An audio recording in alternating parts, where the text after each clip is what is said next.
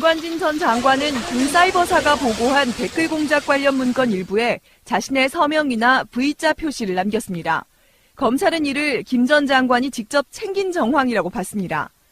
하지만 김 전 장관 측은 구속적부 심사에서 별게 아니라고 주장했습니다. 확인했다는 의미의 V 표시를 했더라도 보고나 결제 사항에 대해 모두 알고 있었다고 볼 수는 없다는 겁니다. 이에 대해 김기현 전 군사이버사 530 심리전단 과장은 매일 이루어지는 후속 보고였기 때문에 V 표시를 받은 것뿐 승인이자 지시의 의미였다고 반박했습니다. 김 전 과장은 또 사이버사의 보고서는 매일 아침 밀봉한 봉투에 담아 인편으로 장관에 전달됐고 오후엔 이 같은 표시가 된 문건을 되돌려 받았다고 전했습니다. 실제 사이버사 상황일지에도 장관 수행자에게 장관의 열람 여부를 확인하고 회수하라는 근무 지침이 나와 있습니다.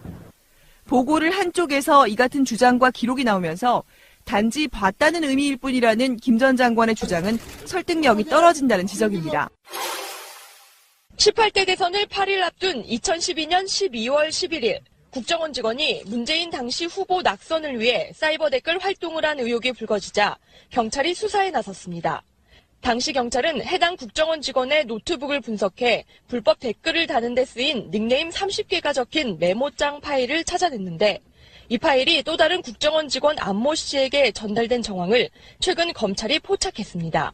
당시 서울경찰청을 담당했던 안 씨가 최근 검찰 조사에서 김병찬 서울 용산서장에게 메모장 내용을 전화로 전달받았다고 진술한 겁니다. 검찰은 당시 서울지방경찰청 수사 2계장으로 수사 상황을 상부에 보고하던 김 서장이 수사의 결정적 단서를 국정원에 흘려 대비하게 했다고 의심하고 있습니다. 검찰은 어제 김 서장의 사무실과 자택을 공무상 비밀 누설 혐의로 압수수색한 것으로 전해졌습니다. 공무상 비밀 누설 혐의는 공소시효가 5년으로 수사 시한이 20여일밖에 남지 않은 만큼 검찰은 우선 김 서장을 기소해 시효를 중지시킨 뒤 다른 혐의나 공범을 캘 계획입니다. 법원에 나왔던 우병우 전 청와대 민정수석이 재판을 마치고 차에 오르려는 순간 뒤따라 나온 2명의 수사관이 우 전 수석을 덮칩니다. 그리고 우 전 수석에게 압수수색 영장을 꺼내들었습니다. 영장을 집행을 하려고 무슨 영장이죠? 휴대폰과 그리고 차량에 대한 영장 집행을 지금 하려고 합니다. 휴대폰과 차량이요? 예. 검찰은 우 전 수석 측 관계자를 차에서 내리게 한 뒤 우 전 수석과 함께 차량을 타고 모처로 향했습니다. 서울중앙지검 국정원 수사팀이 우 전 수석의 휴대전화와 차량을 압수수색한 겁니다. 특히 우 전 수석이 현재 쓰고 있는 휴대전화를 확보했습니다.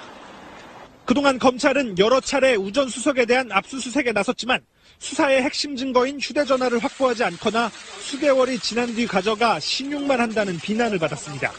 검찰이 우 전 수석에 대해 다시 강제 수사에 돌입하면서 국정원 일에 불법적으로 개입한 의혹과 관련해 수사를 본격화했습니다. 이미 검찰은 추명호 전 국정원 국장을 구속 기소하면서 우 전 수석을 불법 사찰의 공범으로 적시했습니다. 검찰은 우 전 수석의 최측근이자 불법 사찰에 깊숙이 개입한 것으로 지목된 최윤수 국정원 전 2차장을 모레 피의자 신분으로 소환합니다. 자유한국당이 검찰 견제를 주장을 하면서도 공수처 설립에는 찬성을 하지 못하고 있습니다. 공수처는 문재인 정권의 칼자루를 하나 더 쥐어주는 격이라고 판단을 했기 때문에 검찰 사정 칼바람은 무섭지만 공수처는 더 겁이 난다. 지금 이런 입장인 것 같은데요. 이러지도 못하고 저러지도 못하고 충견도 안 돼, 맹견도 안 돼. 이 말이 표현이 재밌죠. 충견도 안 돼, 맹견도 안 돼. 어쩌라는 건지. 치와와. 그런데 이게 참 얘네들도 자가당착에 빠져가지고 이 논리모순적인 얘기를 계속 뱉어내고 있는데 이게 공수처라고 하는 것은요. 살아있는 권력을 견제하기 위한 거거든요. 그 살아있는 권력에 물론 대통령을 포함해서 검찰도 포함되고요. 다 포함돼요. 국회의원도 포함되고 다 포함되는데 이 살아있는 권력을 견제하고 수사할 수 있는 권한을 주자라고 이야기하는 거에 이렇게 학을 떼는 이유는 얘네들은 나를 수사할까 봐 겁나서 그러는 거예요. 네, 맞아요. 다른 건 없는 것 같아요. 왜냐하면 지금 당내 의원들이 속속들이 검찰 수사 선상에 오르고 있으니까 여기에서 한국당이 편파성을 문제를 삼으면서 야권에서 기관장을 맡게 해주면 공수처를 찬성하겠다. 뭐 그런다고 크게 달라질까요? 아니 또 그렇게 자기들이 기관장을 맡게 되면 또 어떤 꼼수를 쓰고 싶은 거잖아요. 야권이라고 하면 정의당 딱 좋다. 민중당. 거기도 괜찮아. 그런 거를 막기 위해서 만드는 공수처에 자기들을 네. 기관장으로 앉혀달라는 것 자체가 말이 안 되는 거죠. 그런데 사실 얘네들이 그것도 착각을 하는 거예요. 이게 공수처장 자리에 만약에 빅3 야삼당이 합의한 인물로 앉혀놓잖아요. 그렇다고 하더라도 그 사람이 자격 조건에는 일정 제한이 가해질 수밖에 없어요. 그렇죠. 자격 조건 자체가 검찰 출신이거나 법조인 출신이어야 돼요. 공수처장은 법조인 출신이어야 그 법관계를 명확하게 들여다볼 수 있고 적용할 수 있기 때문에 네. 법조인 출신이어야 되는데 과연 자기들 입맛에 맞는 법조인을 넣었다고 그 사람들이 자기들한테 충성할까? 그건 아니거든요. 막말로 해서 제가 보수꼴통 같은 검사예요. 검사장이에요. 어느 지역. 그런데 야당들이 합심을 해가지고 나를 신설되는 공수처장 자리에 앉혀놨어. 그럼 제가 과연 홍준표한테 이득이 되는 수사만 할까요? 아니거든요. 다 합니다. 공수처라는 기관이 만들어지는 것 자체가 굉장히 큰 임팩트이기 때문에 이게 지금 딜레마예요. 어떻게 반대하기도 그렇고 찬성하기도 그렇고 저는 지금 이 자유한국당의 네 분이 참 고마운 게 이런 분탕질을 해주니까 이제 우리 눈에 확실히 띄잖아요. 이 공수처라는 이 기관 자체가 국회의원이라는 신분을 가진 사람들한테 어떤 딜레마를 가지고 있는지 지금 자유한국당은 지금 현재 공수처가 없는 상황에서도 수사 당사자가 돼가지고 의원 배지 날아갈 가능성이 있는 사람들이 굉장히 지금 주서 있거든요. 근데 이 상황에서 자유한국당을 보면서 뭐 꽃이다라고 이렇게 보기만은 좀 위험해 보이는 게 공수처에 대해서만은 다른 건 몰라도 공수처에 대해서만은 여당도 믿으면 안 됩니다. 결국에는 공수처가 수사 대상으로 하는 그 사람들 중에 국회의원도 포함되어 있기 때문에 이게 공수처를 반대하는 게 아니라 공수처의 법적 논리와 완결성 그리고 제도적 허점 이런 것들을 핑계 삼아서 지연시키는 여당에서의 내부 의견이 나올 수 있거든요. 이런 물타기용으로. 그래서 이거에 대해서만은 절대 우리가 의심의 끈을 놓으면 안 됩니다. 얼마 전에 그런 기사 보셨죠. 국회 보좌진 한 명 증언하는데 굉장히 소리 소문 없이 조용하게 합의하고 바로 통과됐다고 예산안에서. 네. 그런 식이거든요. 공수처에 대해서만은 우리가 문재인 대통령을 지지하고 문재인 정부를 믿지만 정치인이라는 국회의원이라는 그 자리의 속성 때문에 어쩔 수 없이 이해관계가 함께 공동문명체로 엮여 있을 때는 우리가 의심의 눈을 거둬서는 안 된다는 거죠. 그래서 지금처럼 홍준표가 나서서 그러니까 충견도 안 되면 맹견도 안 된다는 이런 이 허무맹랑한 표현으로 좀 웃겨주기는 하는데 그럼에도 불구하고 우리는 긴장을 놓치면 안 된다는 거죠. 베트남 방문 중인데도 불구하고 페이스북을 정말 열심히 하고 있는데 당 안팎으로 당내 핵심 관계자는 역시 공수처가 문재인 정권에 좋은 일이기 때문에 찬성을 할 수가 없다. 이런 이야기를 대놓고 하고 있어요. 근데 문재인 정부의 좋은 일이라는 이야기는 그 말인즉슨 자기들한테 안 좋은 일이다. 왜? 너무 털릴 게 많으니까 그렇다는 이야기밖에 안 되는 거잖아요.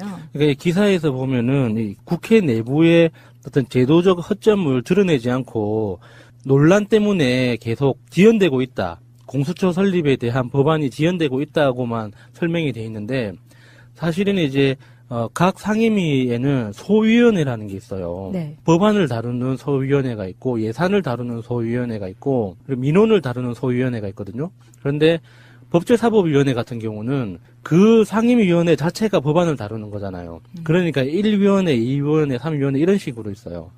그러면 지나가는 말로 이렇게 가볍게 건너뛰었지만 소위원회는 만장일치로 통과하는 거를 일종의 관례로 여기기 때문에 계속 합의되지 않고 진통을 겪고 있다 이런 식으로 표현을 하거든요. 소위원회에서 통과가 되는 게 만장일치여야 한다는 건 법이 아니에요. 규정도 아니고 법으로 정해져 있는 게 아니에요.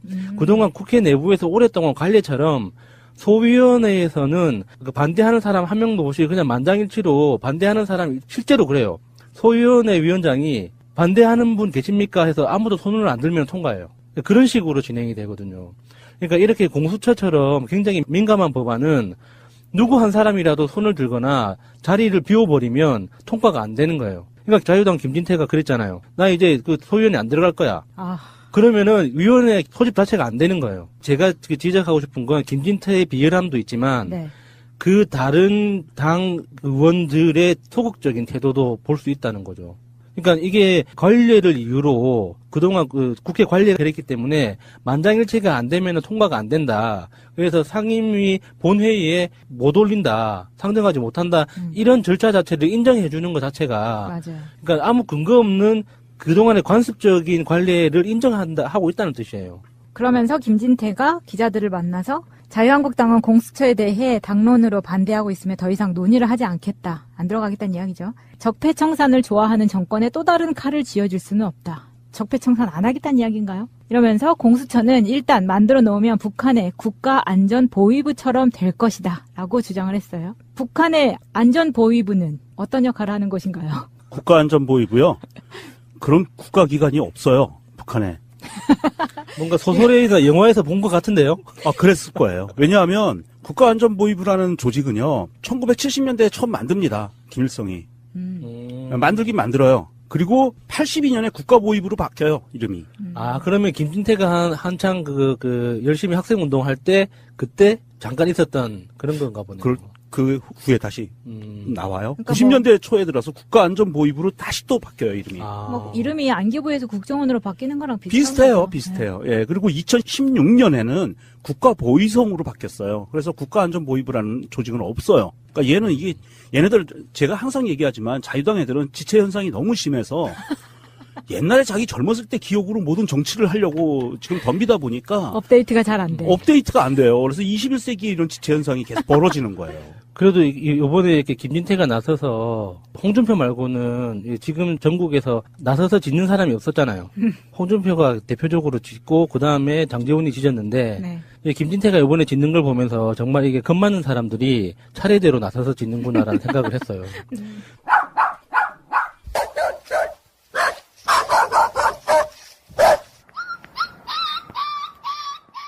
무거래? 부당거래. 네. 부당거래라는 영화에 보면 네. 거기에 그 류승범 씨가 검사로 나오잖아요. 네. 불량한 검사로 네. 나오잖아요. 거기에 그 류승범 씨가 황정민한테 형사로 나오는 황정민한테 하는 대사 중에 하나가 당신 내가 왜 검사가 된 줄 알아? 겁이 존나 많아. 내가 겁이 존나 많아서 검사가 된 거야. 이런 식으로 이야기를 하거든요. 근데 김진태 보면서 그게 너무 갑자기 생각이 났어요. 진짜 지가 쫄리니까 나서서 이렇게 먼저 깽판을 치는 거예요. 이 김진태가 얘기한 국가보위부라고 얘기한 국가안전보위부라고 얘기한 그 국가보위성은요, 정말 악질적이에요. 김진태가 얼마만큼 악질적이냐면 이 국가보위성이 하는 주요 임무는요, 북조선 지도부를 지금 김정은이죠. 김일성, 김정일, 김정은 3대 이 지도부를 위해서 사상경찰 활동을 해요. 그래서 북조선 내 정치, 사상동향 이상자들을 항상 감시, 사찰하고 대한민국에서 보낸 고정간첩을 잡아내는 일을 하고 있고요. 아니 지난 정부에 국정원이 하던 짓 아니에요? 비슷하죠. 비유도 잘못된 것 같은데 그러면 김진태가 한 비유. 예, 그리고 김일성, 김정일 비방 사건에 대해서는 반드시 범인을 잡아내려고 해요. 이런 애들이고요. 자기들이 만든 법이 있어요. 테러방지법. 이게 국정원을 국가보위부, 김진태가 얘기한 국가보위부화 시키기 위한 법이 테러방지법이었어요. 그러니까 자기들이 이렇게 조직을 개판을 쳐놓고 나서 이제 와서 공수처를 국가보위부라고? 그건 말이 안 되죠. 그리고 이 홍준표가 또 얘기하는 게 얼마만큼 황당하냐면 홍준표가 페북에 싸지른 글을 보면은요. 이런 글이 있습니다. 공수처에 대한 글을 쓰면서 어느 나라에도 없는 공수처 제도를 도입해서 마치 공수처가 검찰개혁이라고 국민들을 현혹하는 것은 올바른 주장이 아닙니다. 이렇게 썼어요. 말미에. 그런데 이 공수처는요. 전 세계에 있어요. 어느 나라에도 없는 게 아니에요. 공수처라는 이름만 다르지. 그러니까 공수처가 없는 건 맞아. 아니, 한글이 우리나라만 쓰니까. 그렇지. 우리나라만 그렇지. 맞아요. 그래서 공수처라는 제도가 전 세계에 많이 퍼져 있어요. 그 중에 유명한 거 몇 개를 얘기하면은요. 홍콩에는 염정공소라는 게 있어요. 그래서 이게 반부패기구입니다. 그래서 이게 행정부로부터 독립된 별도 기관으로 돼 있고요. 행정부 수장이 행정장관에게 직속돼 있어요. 그리고 싱가포르에도 있고요. 싱가포르에 부패행위조사국이라는 게 있어요. 조사국장은 수상이 직접 임명하게 돼 있고요. 보세요. 지금 예를 드는 것들은 대한민국은 국회에서 요거 청문회를 하게 돼 있어요. 공수처장을 국회에서 관여를 할 수 있는 거죠. 자기들이. 그런데 홍콩, 싱가포르 등은 국회가 의미가 없어요. 행정부서의 장이 싱가포르는 총리가 직접 임명해버려요. 그리고 얘네들이 반부패 활동을 하는 거예요. 모든 공직자들을 대상으로 해서 부패 행위를 하는 애들을 수사하고 조사하고 할 수 있는 권한들이 막강한 권한이 있고요. 호주에도 있어요. 호주에 뉴 사우스 웨일즈주에 반부패위원회라는 게 있고요. 이 반부패위원회도 굉장히 막강한 권한을 갖고 있고, 미국에는 여러 가지 소위원회 같은 작은 조직들이 있어요. 뭐 정부윤리처, 특별조사위원실, 윤리 및 조율에 관한 감사관위원회 등 이렇게 부패 관련 기구를 마련하고 있는데, 그 중에서 연방행정기관에 대한 조사를 담당하고 있는 특별조사위원실이라고 있는데요. 얘네들은 강제 수사권과 공소권도 갖고 있어요. 우리가 얘기하는 기소권. 그것도 다 갖고 있어요, 얘네들이. 이렇게 전 세계에도 많은 나라들이 채택을 하고 있는 시스템이에요. 그러니까 고위공직자들의 부패 행위를 엄단하기 위해서 감시하고 조사하고 수사할 수 있는 기관들이 여러 나라를 갖고 있다. 그걸 우리나라도 좀 더 체계적으로 시스템화해서 갖겠다라고 하면서, 그래도 처장 임명하는데 청문회 절차를 통해서 너희들한테 일정 권한을 줄게 하고 국회에 그거를 주는 거거든요. 물론 이 법안 발의한 법안에 의하면 그렇게 돼 있어요. 그런 상황인데 이게 전 세계 어디에도 없는 조직을 만들었다.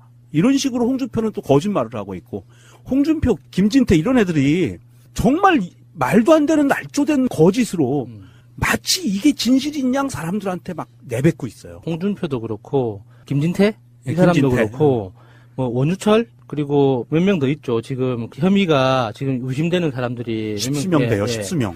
그 사람들은 아쉽게도 공수처의 수사를 못 받을 거예요. 공수처 간판 달기 전에 아마 구속이 될 수도 있기 때문에 그럴 수 있어요. 예, 공수처의 혜택을 못 보는 사람들이죠. 아, 얼마나 아깝다. 아쉬워요. 공수처가 빨라야 내년 6월 정도나 돼야 네. 가동될 수 예, 있거든요. 그러니까 홍준표도 그렇고 김진태도 그렇고 지금 헛다리 짚는 거예요. 자기들이 지금 아무리 뒤져봤자 자기들하고 공수처하고 아무 인연이 없어요. 아쉽게도. 이런 건 있어요. 검찰에서 조사받아서 처벌을 받는다고 하더라도 그 안에 숨겨져 있는 거를 또 공수처가 찾아낼 수 있어요. 그러니까 검찰 수사건이 공수처로 이관될 수는 있죠. 그 우리 예전에 봤던 공수처 권한대로 된다면 그게 이제 고위직들의 그 사건은 공수처로 이관해서 이제 네. 따로 별건 수사를 할 수 있는데, 최초에 이제 사진 찍고 이제 들어갈 때는 공수처가 입구가 아닐 수 있다는 거죠. 중앙지검으로. 예. 윤석열 검사장 예, 만나라. 그렇죠. 이 공수처 관련해서는 지금 자유한국당을 제외하고 나머지 4당이, 4개의 당이 신속 처리 안건으로 지금 상정하기로 했어요. 그래서 이게 신속 처리 안건으로 되면 나중에 이제 물론 문제는 있습니다. 뭐냐면 이 4당이 똘똘 뭉쳐서 이게 법안 처리까지 같이 갈 수 있느냐라는 어떤 험난한 길은 남아 있는데, 일단 이렇게 4당이 약속을 했고, 물론 이게 4당이 대통령 선거, 지난 대통령 선거에서 공약사항이었어요, 공수처가. 그렇기 때문에 이렇게 지금 가고 있는데 자유한국당만 지금 빠진 거죠. 얘네들은 뭐 당연히 수사 대상이기 때문에 반대할 수밖에 없는 입장이고, 아마 빠르면 내년 8월이라고 하는데 좀 봐야 될 것 같아요. 그동안 또 어떤 정치 지형들이 벌어져가지고 난리 뻑대기를 칠지, 뭐 여의치 않으면 뭐 정부 법안으로 그냥 확 밀어붙이는 수도 있고. 문재인 정부는 촛불혁명으로 수립된 정부입니다. 많은 개혁 과제 중에서 그 첫 번째가 적폐 청산과 검찰개혁입니다. 검찰개혁을 위해서 오랫동안 많은 논의가 있었습니다. 이제 마무리할 때가 되었다라고 생각합니다. 공수처는 검찰개혁의 상징입니다. 국회에서도 국민들의 검찰개혁에 대한 영향을 잘 알고 계시기 때문에 여러 의원님들도 공수처 법안을 발의하신 바 있습니다. 대통령님도 지난 시정연설에서 공수처 도입을 간곡히 호소하셨습니다. 이명박 정부 시절에 국정원 심리전단과 외부조력자 등을 활용을 해서 정부 여당 정치인을 지지하고 야당 정치인을 비방하는 이런 글들을 인터넷에 게시한 혐의로 기소된 유성옥 전 국정원 심리전단장이 법정에 나와서 국정원 요원들의 일탈 행위였다라면서 혐의를 전면 부인했습니다.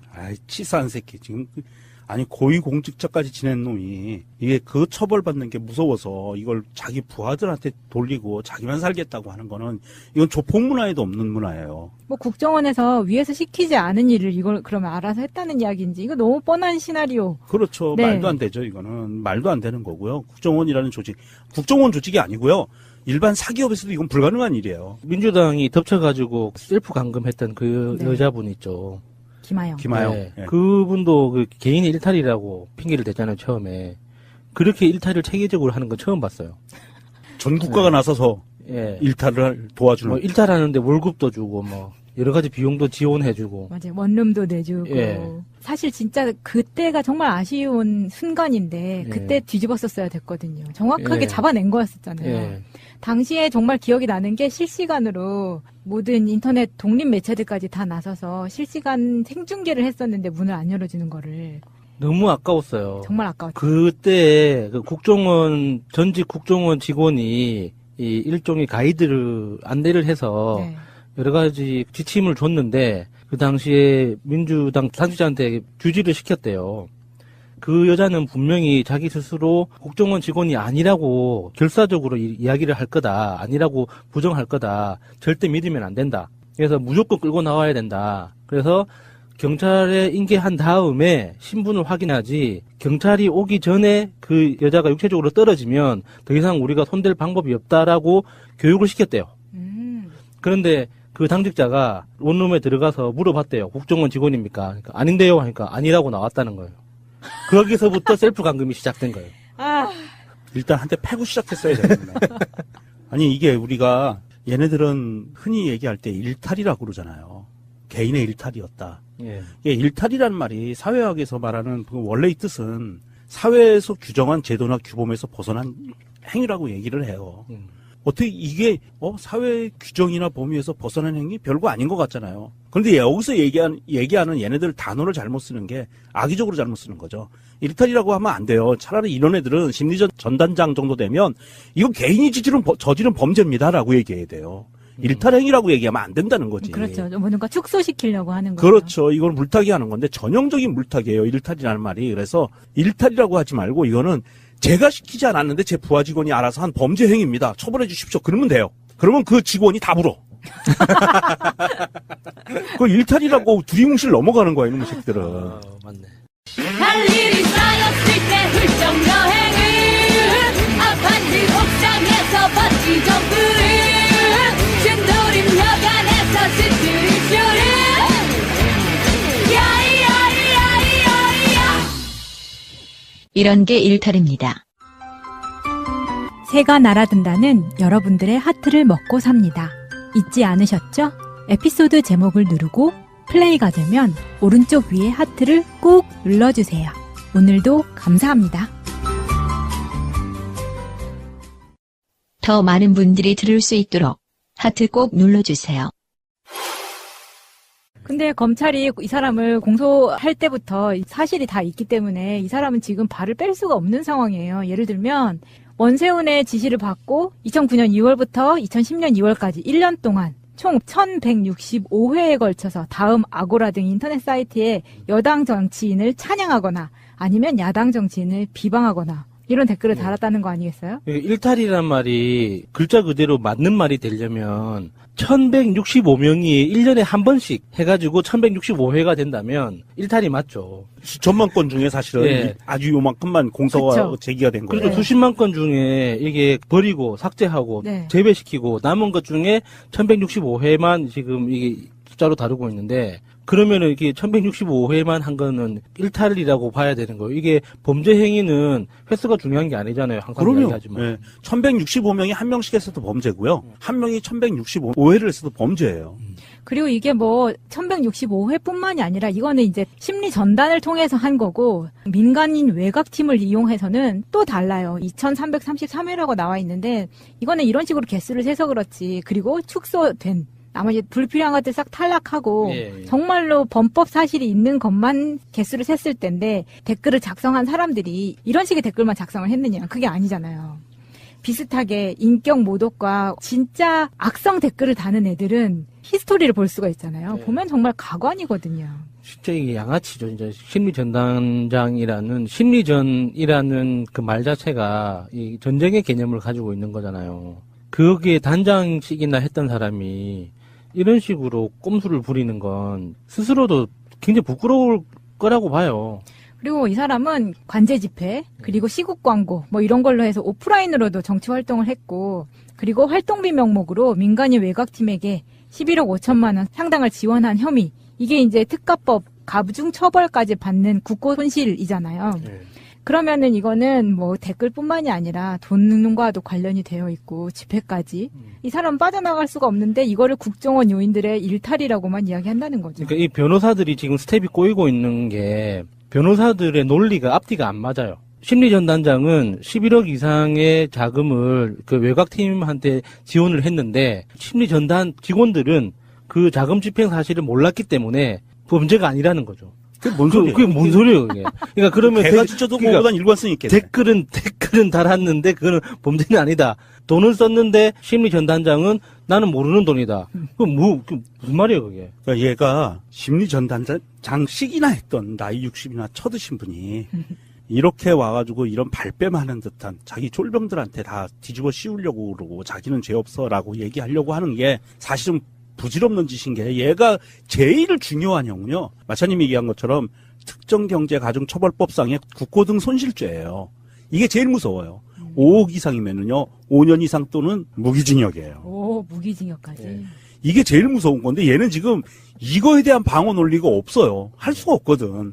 그리고 나서 그 짜잘한 나머지 어떻게 한 몇 달이라도 1년이라도 줄여보려고 나머지를 갖고 지금 자기는 아니다라고 지금 뻗팅기는 건데 차라리 지금 제가 충고를 드리면 다 보세요. 없는 것까지. 그리고 정상 찬작해달라고 검찰한테 요구하면 5년으로 끝날 수 있습니다. 그럼 5년으로 끝날 수 있지. 이명박이만 부르면 된다니까. 그러니까요. 얘네 왜 못 불까요? 사실은 한 명만 불어주기 시작하면 줄줄줄줄 엮여져서 나오죠. 네, 확 불고 5년 선고 받고 3년 살고 가석방돼서 나오면 돼요. 그렇죠. 그러니까 지금 범죄자들의 특징은요. 특히 이 범죄자들 중에서도 폭력 행위 등 처벌에 관한 법률 그 위반죄로 들어가는 조직범죄 결성 범죄단체 결성한 사람들. 네. 이게 조폭들이잖아요. 범죄단체 조폭들이 제일 무서워하는 법조항이 범죄단체 조직죄예요. 그걸 제일 무서워해요. 그런데 이것도 어떻게 보면 범죄단체잖아요. 근데 이 범죄를 저지른 이 조폭들을 보면은요. 10명이 관련돼 있는데 두목을 이 한 명이 불었어. 두목이 이렇게 시켰어요. 시켜서 죽였어요. 라고 한 명이 불었는데 한 명만 부족하잖아요. 여러 명을 교차 검색해야 되니까. 그러면 검찰이 어떻게 하냐면 얘가 얘기한 내용을 갖고요. 딴 애들한테 얘기해요. 얘는 그래서 우리가 좀 봐주기로 했어. 야수님 얘기한 것처럼 뭐 5년 살고 5년 형 받고 한 3년 열심히 살고 그냥 나오면 돼. 모범수로 나오면 이렇게 되지. 모범수로 나오면 돼. 근데 니들은야 10년 20년 갈 거야. 그러면 이 중에서 몇 명 불어요. 그렇겠지. 예. 그리고 얘네들은 이제 온정을 좀 받죠. 그리고 이제 두목을 잡아들이는 거죠. 요렇게 그 시스템이 가는데 심리전단장씩이나 했으면 이명박과 독대도 많이 했을 거고요. 직접 오고 간 얘기를 녹음도 많이 해놨을 거예요.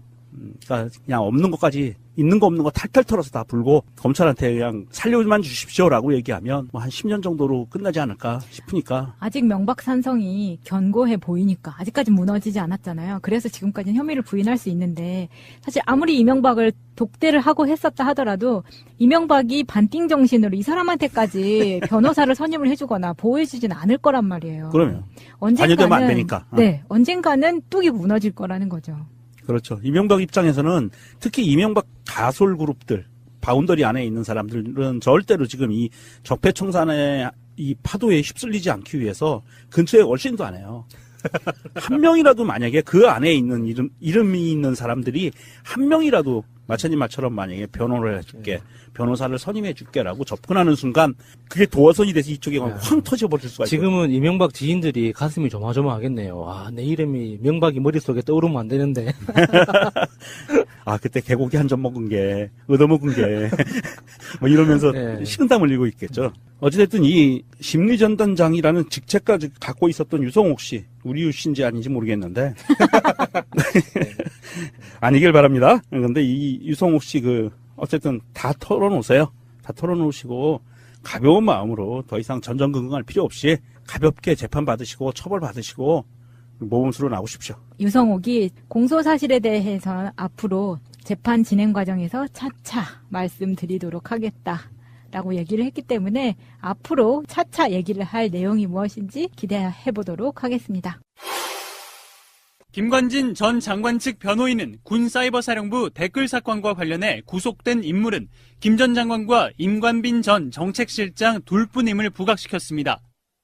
같은 사안으로 군 자체 조사를 통해 기소된 이태하 전 심리전 단장과 연재욱, 옥도경 전 사이버 사령관 등은 구속된 적도 없고 실형도 선고받지 않았다는 겁니다.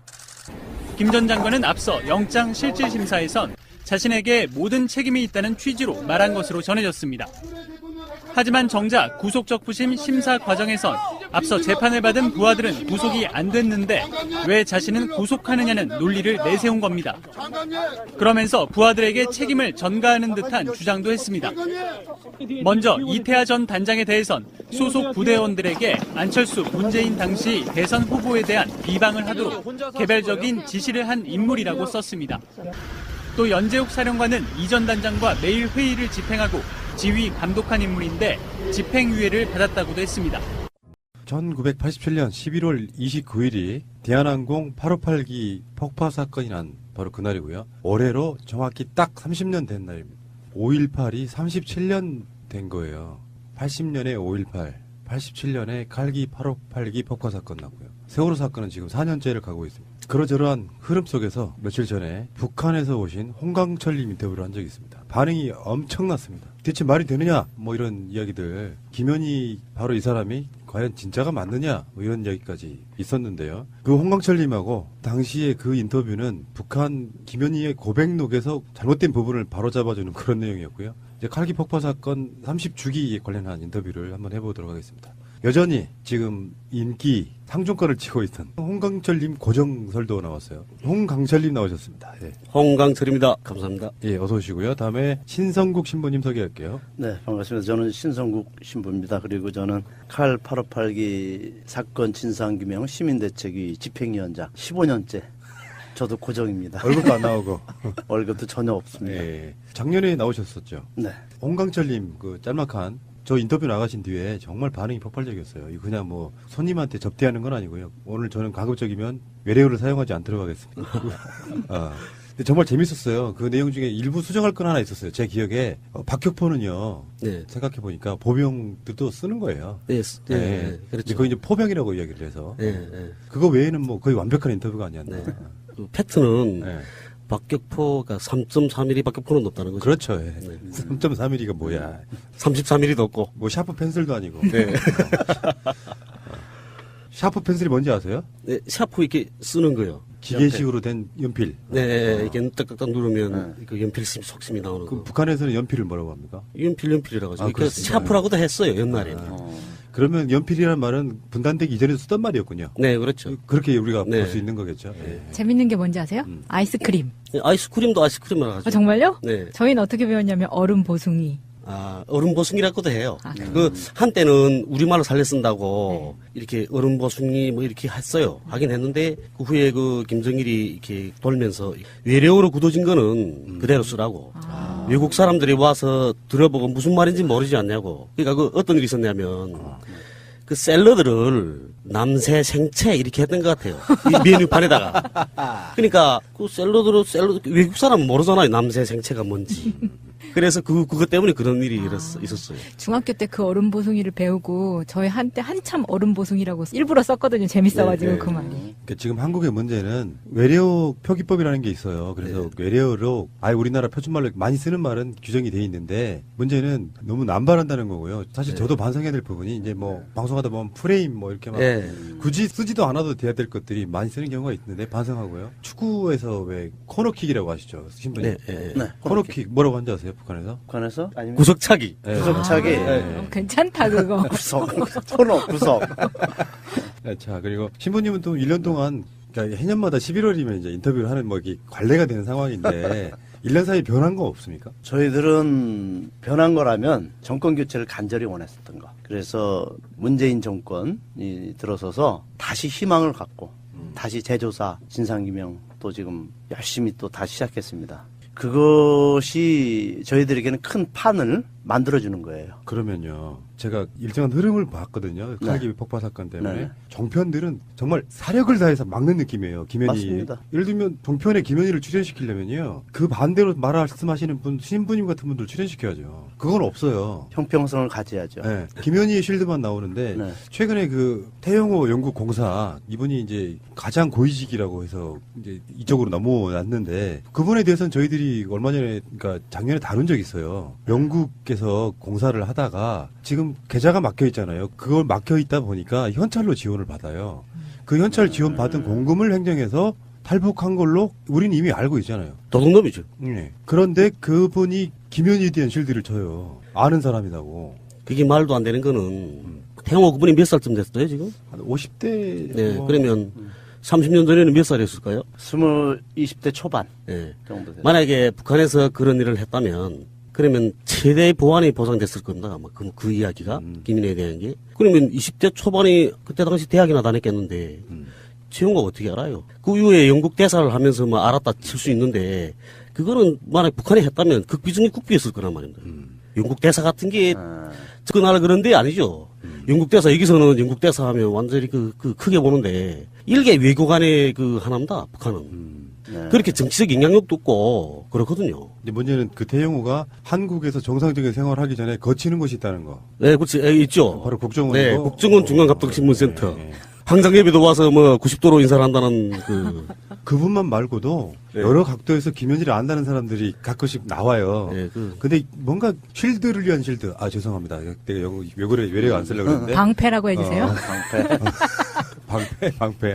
상대방을 이렇게 뭔가 인증해주기 위해서 일부러 등장하는 것 같은 그런 느낌이 들고요. 알겠습니다. 일단 이렇게 인사는 이 정도 하고요. 잠시 후에 다시 오겠습니다.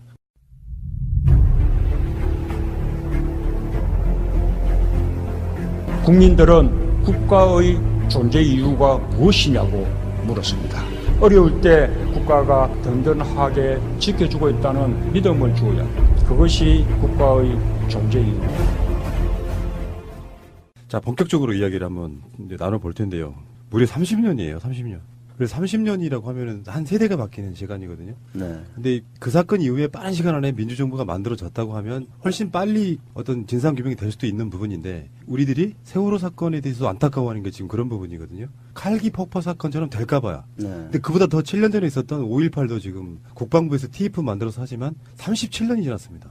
이게 진실 밝히는 게 굉장히 어렵고 돌아가신 분들도 있고 여러 가지가 있단 말이에요. 기억도 많이 사라졌고 30년인데 지금 이번에 칼 858기 폭파 사건 30주기 네. 행사를 하신다면서요? 네, 저희들이 이제 30년 길다면 길고 짧다면 짧은 시간인데 저희들이 올해는 조금 행사를 특별하고 또 좀 크게 하기로 했습니다. 그래서 11월 29일 날 국회 헌정기념관에서 인재근 더불어민주당 인권위원장 그 주최하는 행사, 칼 858기와 같이 이렇게 공동 주최로 하고 있습니다. 그래서 저희들이 이번에는 이제 1부, 2부로 나누어서 1부는 이제 이 진상규명을 위한 발제를 하고요. 그 다음에 2부는 이제 30주기 추모제를 하는데, 이번에 좀 특별한 것은 자칭 테러범이라고 하는 김현희 씨를 저희들이 초청했습니다. 직접 나오나요? 이제 일단은 저희들이 그 국정원을 통해서 그분의 그 주소, 연락할 도리가 없어요. 그래서 국정원을 통해서 민원을 넣었습니다. 초청장을 보냈습니다. 꼭 만나고 싶다. 당연히 나와야 돼요. 가야죠. 네. 저희 방송에도 한번 나왔으면 좋겠는데. 아유. 반박하기 위해서 할 말이 있다면. 발언권 차원에서는 네. 당연히 기회를 드리고요. 예, 토론이기 있어야죠. 그러면 진짜로 만약에 본인 이야기처럼 내가 그 많은 인명을 살상한 살인마라면 그 자리에 나와서 공개적으로 죄송하다는 이야기를 할 수 있어야죠. 네. 이번에 11월 29일 날 TV조선에서 김현희 특별 방송합니다.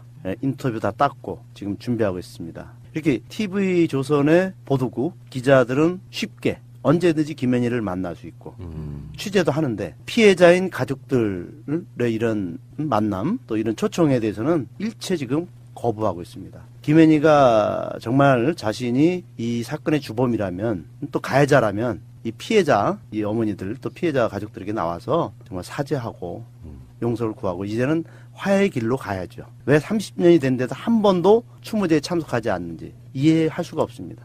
추모제에 참석뿐만 아니라 끊임없이 자기가 진짜 테러범이라고 이야기를 하고 다니는 거잖아요. 그렇죠. 그 되게 반대여야지 맞는 건데 꾸준히 자기는 내가 진짜 테러범이라는 이야기를 꾸준히 하고 사실 사과를 계속해야 되는 입장에서 그건 하지 않고. 그게 좀 이상해요. 어떻게 보면. 김현희 씨 뒷배가 든든한 것 같아요. 어떻게 정말 반인륜적 그런 범죄를 범하고 내가 사람을 죽였다고 떠들고 다닐 수 있겠어요? 이런 건 어때요? 제 생각인데 그 사건이 30년 났으면은 웬만한 국정원 직원들은 다 퇴직했을 걸로 보이거든요. 네, 그렇죠. 네. 근데 그렇게까지 막아서야 될 이유가 뭐라고 생각하세요? 저는 왜 국정원이 이것을 막는가 하면은 국정원 작품이기 때문에 막는 거예요. 존폐이가 걸려있는 부분이긴 하죠, 사실은. 이것은 국제적인 테러 사건이었기 때문에 국제적인 사건이기 때문에 유엔에서도 논의된 바가 있어요. 그러니까 국내 간첩 사건은 국정원이 웬만하면 털고 갔습니다. 그러나 이 사건은 국정원이 목숨을 걸고 막아요. 그것은 국제적인 비난과 그리고 자국민 115명을 살해하면서 13대 대선에 공작을 일으킨 이런 국정원은 국민들로부터 또 국제적인 여론으로부터 비난을 받을 수밖에 없어요. 존폐위기까지 가는 거예요. 그러니까 국정원은 목숨 걸고 이 사건은 아주 끝까지 막는 그 특성이 있습니다. 그렇군요. 이 행사 자체가 주체가 가족분들이시죠? 유가족분들? 가족들이 주최하는 거죠. 어떤 식으로 진행되는지 좀 알려주십시오. 네. 우선은 이제 우리가 30년 동안 진상규명하면서 여러 가지 결과물들 이후에 나옵니다. 그래서 우선은 2007년도 말에 참여정부 정권 말에 저희들이 수사기록 그리고 재판기록 김현희 진술서 정보공개 청구를 통해서 소송을 통해서 받아낸 걸 2007년 말에 받아냈는데 무려 이 자료들을 받아내는데 7년이 걸렸습니다. 소송을 해서 받아냈어요. 그러니까 그만큼 검찰과 국정원은 이 기록마저 안 내주려고 그래서 우리가 대법원까지 가서 받아냈어요. 그래서 그 기록을 받아내서 분석해봤더니 이 사건이 얼마나 말하자면 거짓말로 또 김현희 진술서도 모두가 다 조작에 의해서 쓰여졌다는 것을 저희들이 확인했습니다. 그래서 이제 저희들이 그것을 분석한 그런 내용들을 이번에 발표하게 있고요. 법적으로. 네, 그 다음에 이제 김현희가 초청되니까 김현희 씨가 MBC나 TV조선에 나오면은 가장 강하게 얘기하는 게 나는 115명을 죽인 진짜 테러범이다. 이걸 강조해요. 예, 그리고 나는 유족들에게 사죄한다. 방송에 나와서는 국민들에게는 사죄한다고 하면서 정작 자기가 용서받고 사죄해야 될 피해자 가족들 앞에서는 사죄를 안 하고 있습니다. 그러니까 김현희 씨가 이번에 우리가 초청했으니까 나와서 30년 동안 엄마들은 기다렸어요. 김현희 만나려고. 그래서 김현희 씨 이번에 나오셔야 됩니다. 그래야지 국민들도 김현희 씨를 믿을 수밖에 없어요. 그러니까 저런 식으로 가족들의 만남을 기피하고 그리고 방송, TV조선 같은 데 나와서 얘기해야 국민들은 더 의심하게 됐습니다. 그래서 이 의혹의 중심은 김현희 스스로가 만들어낸 거예요. 그렇죠. 너무 석연치가 않으니까 네. 본인이 적극적으로 내가 범인이라고 주장하는 것도 좀 웃기잖아요. 그렇죠. 그 말이 더 웃긴 거예요. 아니 생각해보세요. 전두환이는 광주 학살을 나는 한 적이 없다. 나는 관련이 없다라고 주장하고요. 그래야지 자기가 책임을 피할 수 있잖아요. 근데 김현희는 거꾸로입니다. 나는 이 115명을 죽인 사람이다라고 주장해요. 그러니까요.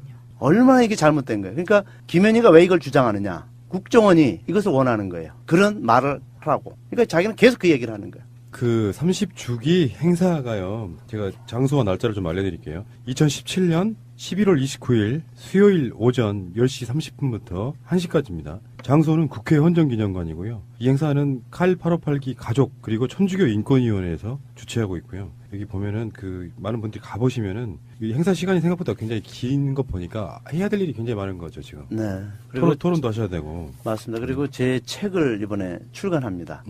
책 제목은 만들어진 테러범 김현희. 근데 네. 이 시점에서 제 책 제목 보고 느낀 건데요. 김현희가 고소해주면 참 좋은데. 김현희는 저를 반드시 허위사실 유포, 명예훼손으로 고소해야 됩니다. 그래야 법정에서 이제 시시비비를 가릴 수가 있는데 안 하잖아 이게. 네. 저도 해야죠. 저도. 아, 그렇지. 홍광철 선생님이고. 자, 이제 계속 한번 가볼게요. 지금 그 행사에 많은 분들이 관심이 있으실 걸로 보고요. 검찰 수사 기록을 보면 김현희는 신원미상의 인물로 나옵니다. 수사의 기초가 신원 파악이 우선인데 국정원과 검찰은 수사를 제대로 하지 않았다는 말입니까?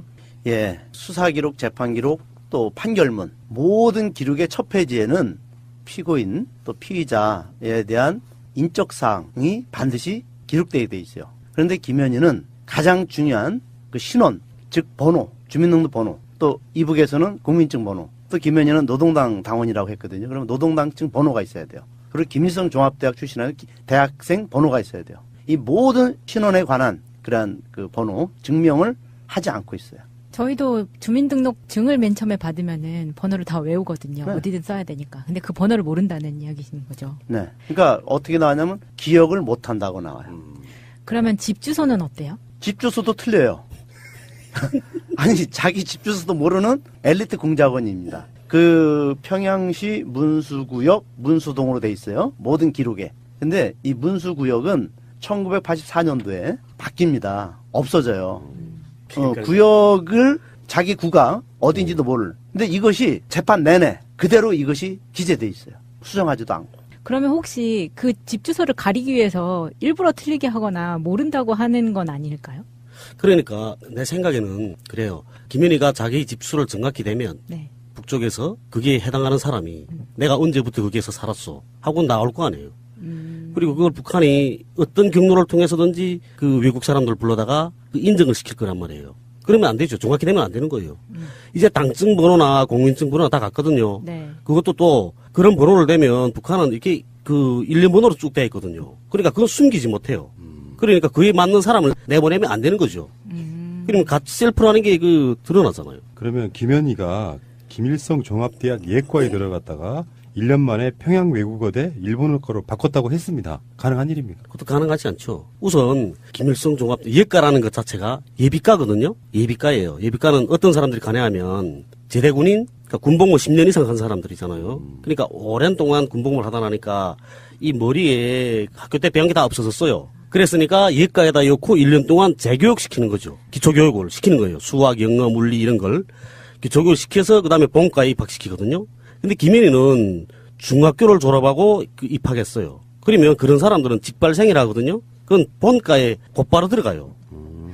본과로 가야지 다른 대학, 그러니까 김현희가 주장한 대로 평양 외국어대로 옮겨갈 수는 없는 거다라는 말씀이신 거죠. 평양 외국어대로 옮겨갈 수는 있겠죠. 그런데 그게 교육지도위원회가 있어요. 북한에. 교육지도위원회 승인을 받아야 되거든요. 그렇게 하자면. 그런데 김일성 종합대학이 북한 최고의 대학이잖아요. 네. 그런데 그 최고의 대학에 입학했다가 일본어를 배우기 위해서 이 삼부류도 속하지 못하는 대학으로 간다는 건 그건 말도 안 되는 거예요, 그게.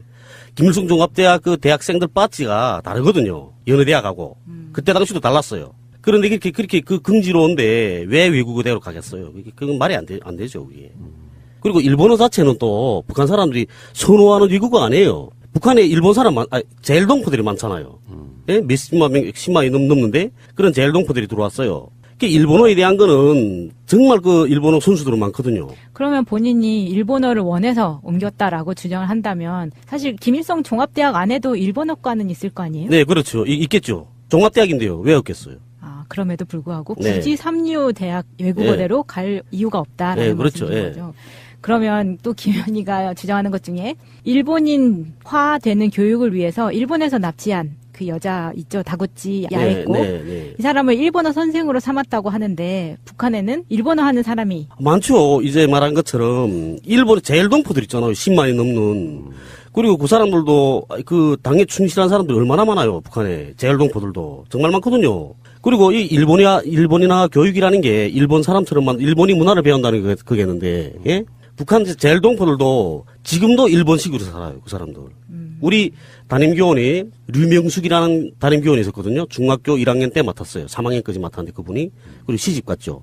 근데 그분이 제일동포였어요. 그분이 아버지가 무산강산 공업시험소 소장이었거든요. 그런데 그 집에 가보면 일본 사람처럼 살아요. 차 문화, 식사하는 문화, 밥 요만큼 먹고, 그 다음에 음식 하면 다 달달하고, 그 다음에 이게 남편 들어오면 무릎 꿇고 앉아서 이렇게 미닫이 열어주고, 옷 받아주고, 그래요, 그 집은. 일본 그 제일동포들은 다 그렇게 살거든요. 그 문화가. 그래요. 그러면 굳이 일본에서 납치된 다구치 그렇죠. 야에코를 쓸 필요가 없는데 네. 굳이 이렇게 이야기를 했다라는 말씀이신 그렇죠. 거죠. 그 다구치 야에코는 어떤 사람이냐면요. 네. 이게 지금 이제 수사 기록에 나와요. 그 일본에서 어떤 술집을 했던 호스티스예요.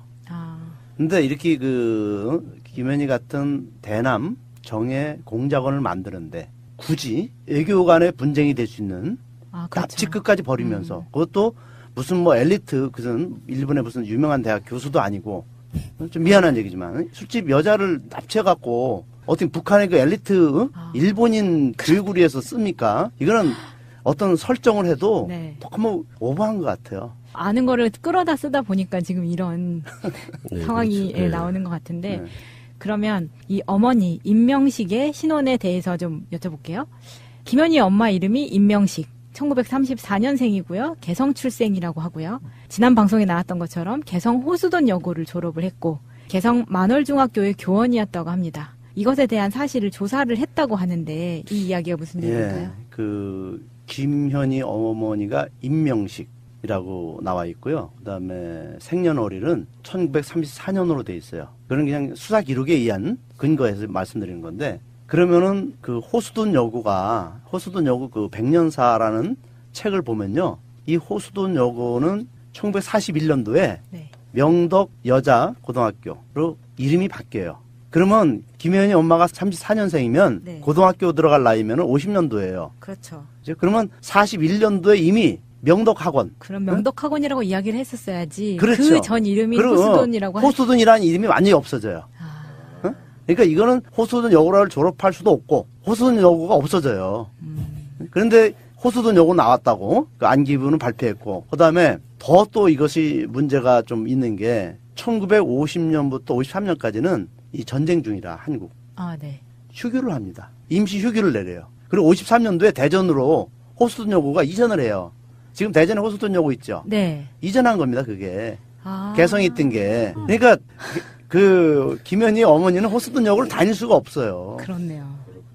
그러면 도대체 김현희 가족 사항은 모두 거짓이라는 말입니까? 그러니까 이제 저희들이 이거를 따져보면은 일단은 김현희 어머니가 림명식이가 호수돈 여고를 졸업하고 그다음에 만월중학교 교원으로 이렇게 근무했던 걸로 돼 있거든요. 기록에 의하면. 근데 제가 알기로는 이북에서 이런 미션스쿨 기독교 계통의 학교를 나온 사람이 중학교 교원이 된다는 것은 불가능하답니다. 그것은 왜냐면 사상적으로 가장 그 이북에서 거부하는 그것이 기독교인데 거기 출신 그 교원을 어떻게 중학교에 투입해서 가르치냐. 그러네요. 이것은 네, 홍강철 그렇죠. 선생님이 아주 잘 아시더라고요. 그러니까 교사는 나라의 미래를 키우는 사람이에요.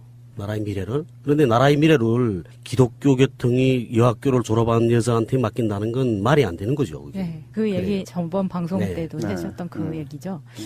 그러면은 이 김현희의 엄마 임명식 씨가 남할 관할 지역이었던 개성에서 자라고 학교도 다녔다고 이제 이렇게 김현희는 주장을 하고 있는데 사실 개성이란 게 지주사상과 반동사상이 물들어 있는 신해방 지구라고 네. 불렸다는 곳이라고 하셨었잖아요. 네, 그렇죠. 네, 그러면 신해방 지구라는 게 어떤 건가요? 그 6.25 전쟁 전에 네. 전쟁 전엔 이 한국에 남조선에 속해 있다가 6.25 전쟁 끝난 이후에 북쪽에 속한 그 지역을 말하죠. 그러니까 개성, 연안, 그다음에 배천 이쪽 복 말하는 거예요. 그래서 그쪽 출신 사람들을 북한 사람들은 싫어한다고. 그러니까 그 싫어한다기보다도 청산대상. 네, 청산대상이죠. 그쪽 사람들은. 그러니까 월남자가 많았잖아요. 그쪽 사람 월남자가 많거든요.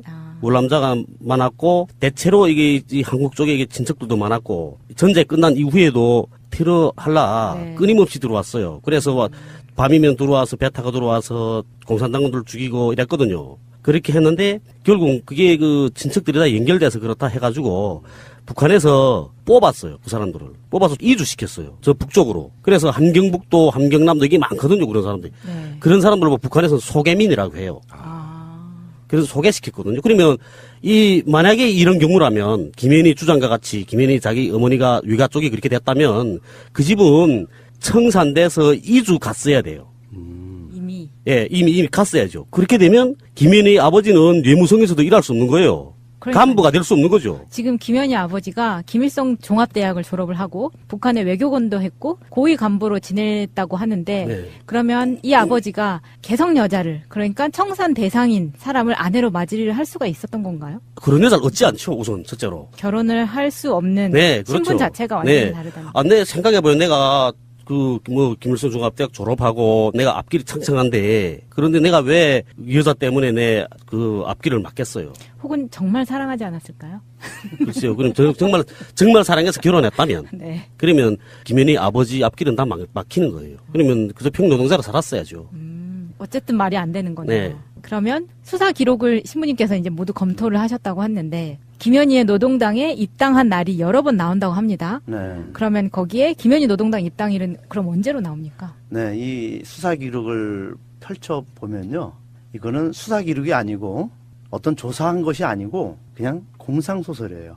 소설이다. 저도 놀랐어요. 우리나라 이 국정원의 뭐랄까 그 실력 수준이 동네 양아치만도 못해요. 삼류 드라마 작가보다도 못한.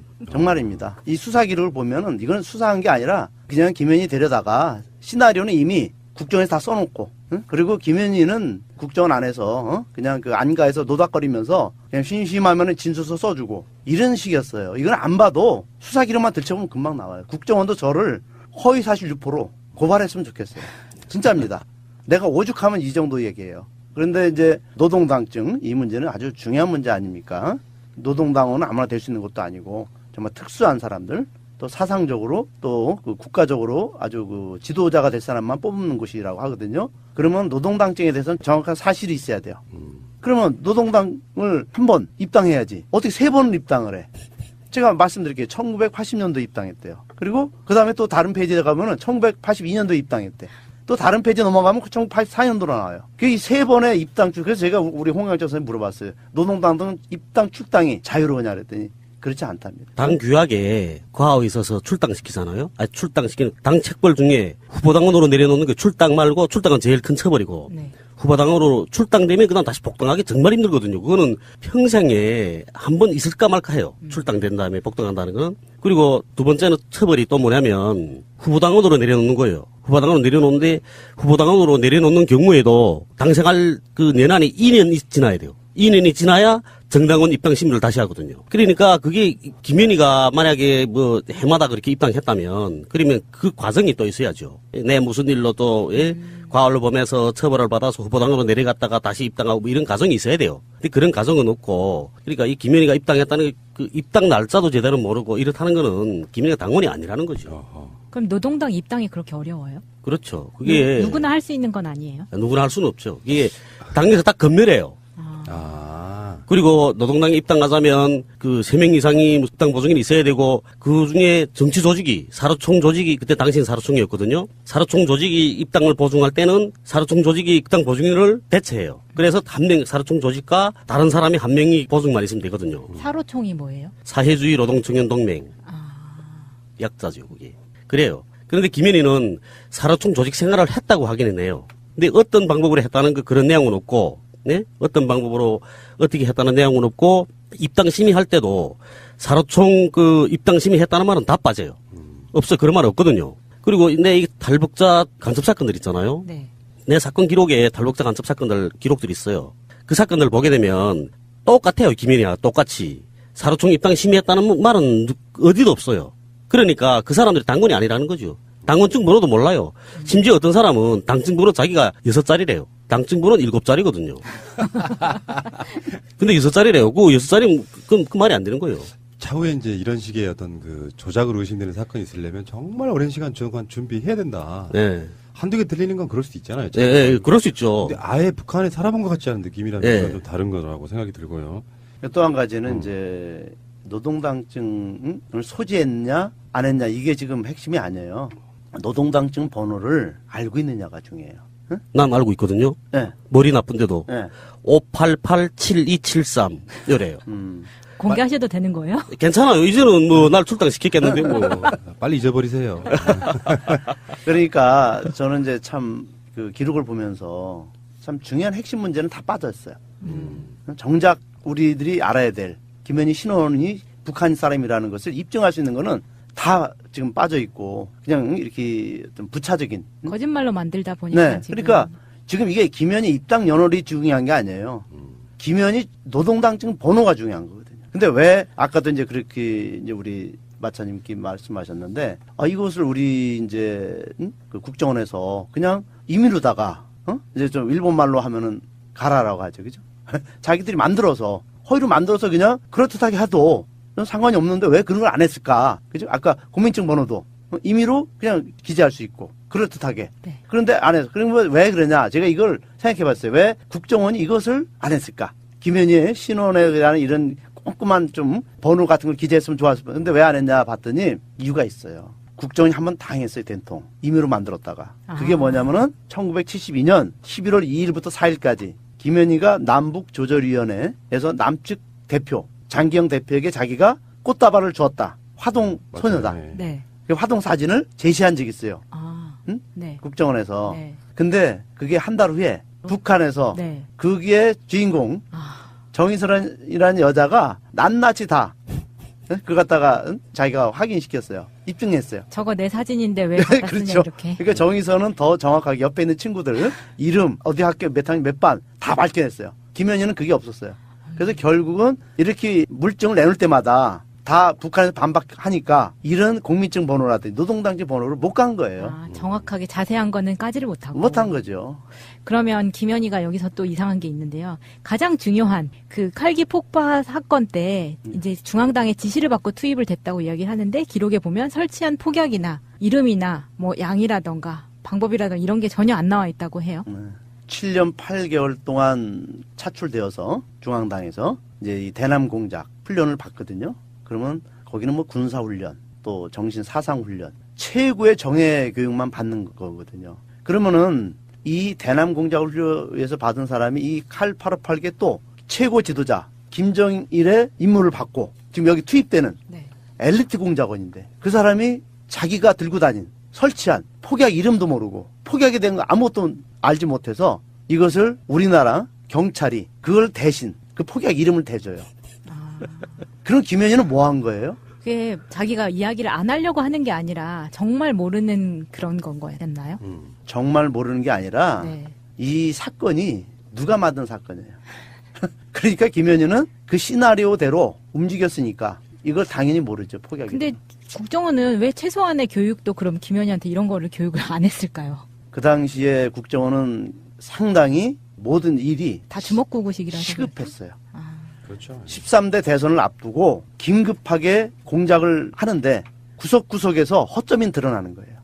그러면 당시 발표할 때는 폭발물에 대해서 어떻게 발표를 해요? 예, 이 사건이 나고, 칼858 사건이 나고, 딱 50일 만에 1988년 1월 15일 날, 안기부, 그 당시 이제 안기부라고 하니까, 안기부 수사를 발표해요. 안기부가 수사 발표를. 그때 뭐라고 발표했냐면은, 김현희가 칼858기 기내에 설치한 그 폭약은 PLX다.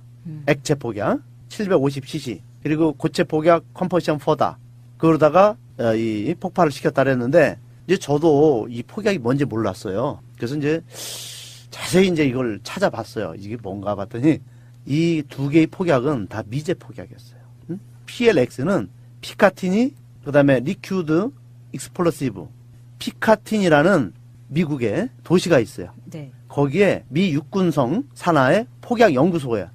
거기서 만든 폭약이 PLX입니다. 그래서 P가 피카틴 이런 말이에요. 그 다음에 컴포지션 4는 동공산 진영이 아닌 서방 진영에서 쓰는 폭약이에요. 고체 폭약. 그래서 제가 우리 홍영철 선생님 물어봤어요. 아니 이북은 어떤 폭약도 없어서 미국에서 폭약을 수입해서 쓰냐 그랬더니 북한은 폭약이 엄청 발달돼 있다고 합니다. 북한은 그러거든요. 재무선이 후예들이다 우리가. 예? 아 채무선. 네. 재무선이 후예들이 핵탄 하나 못 만들겠나.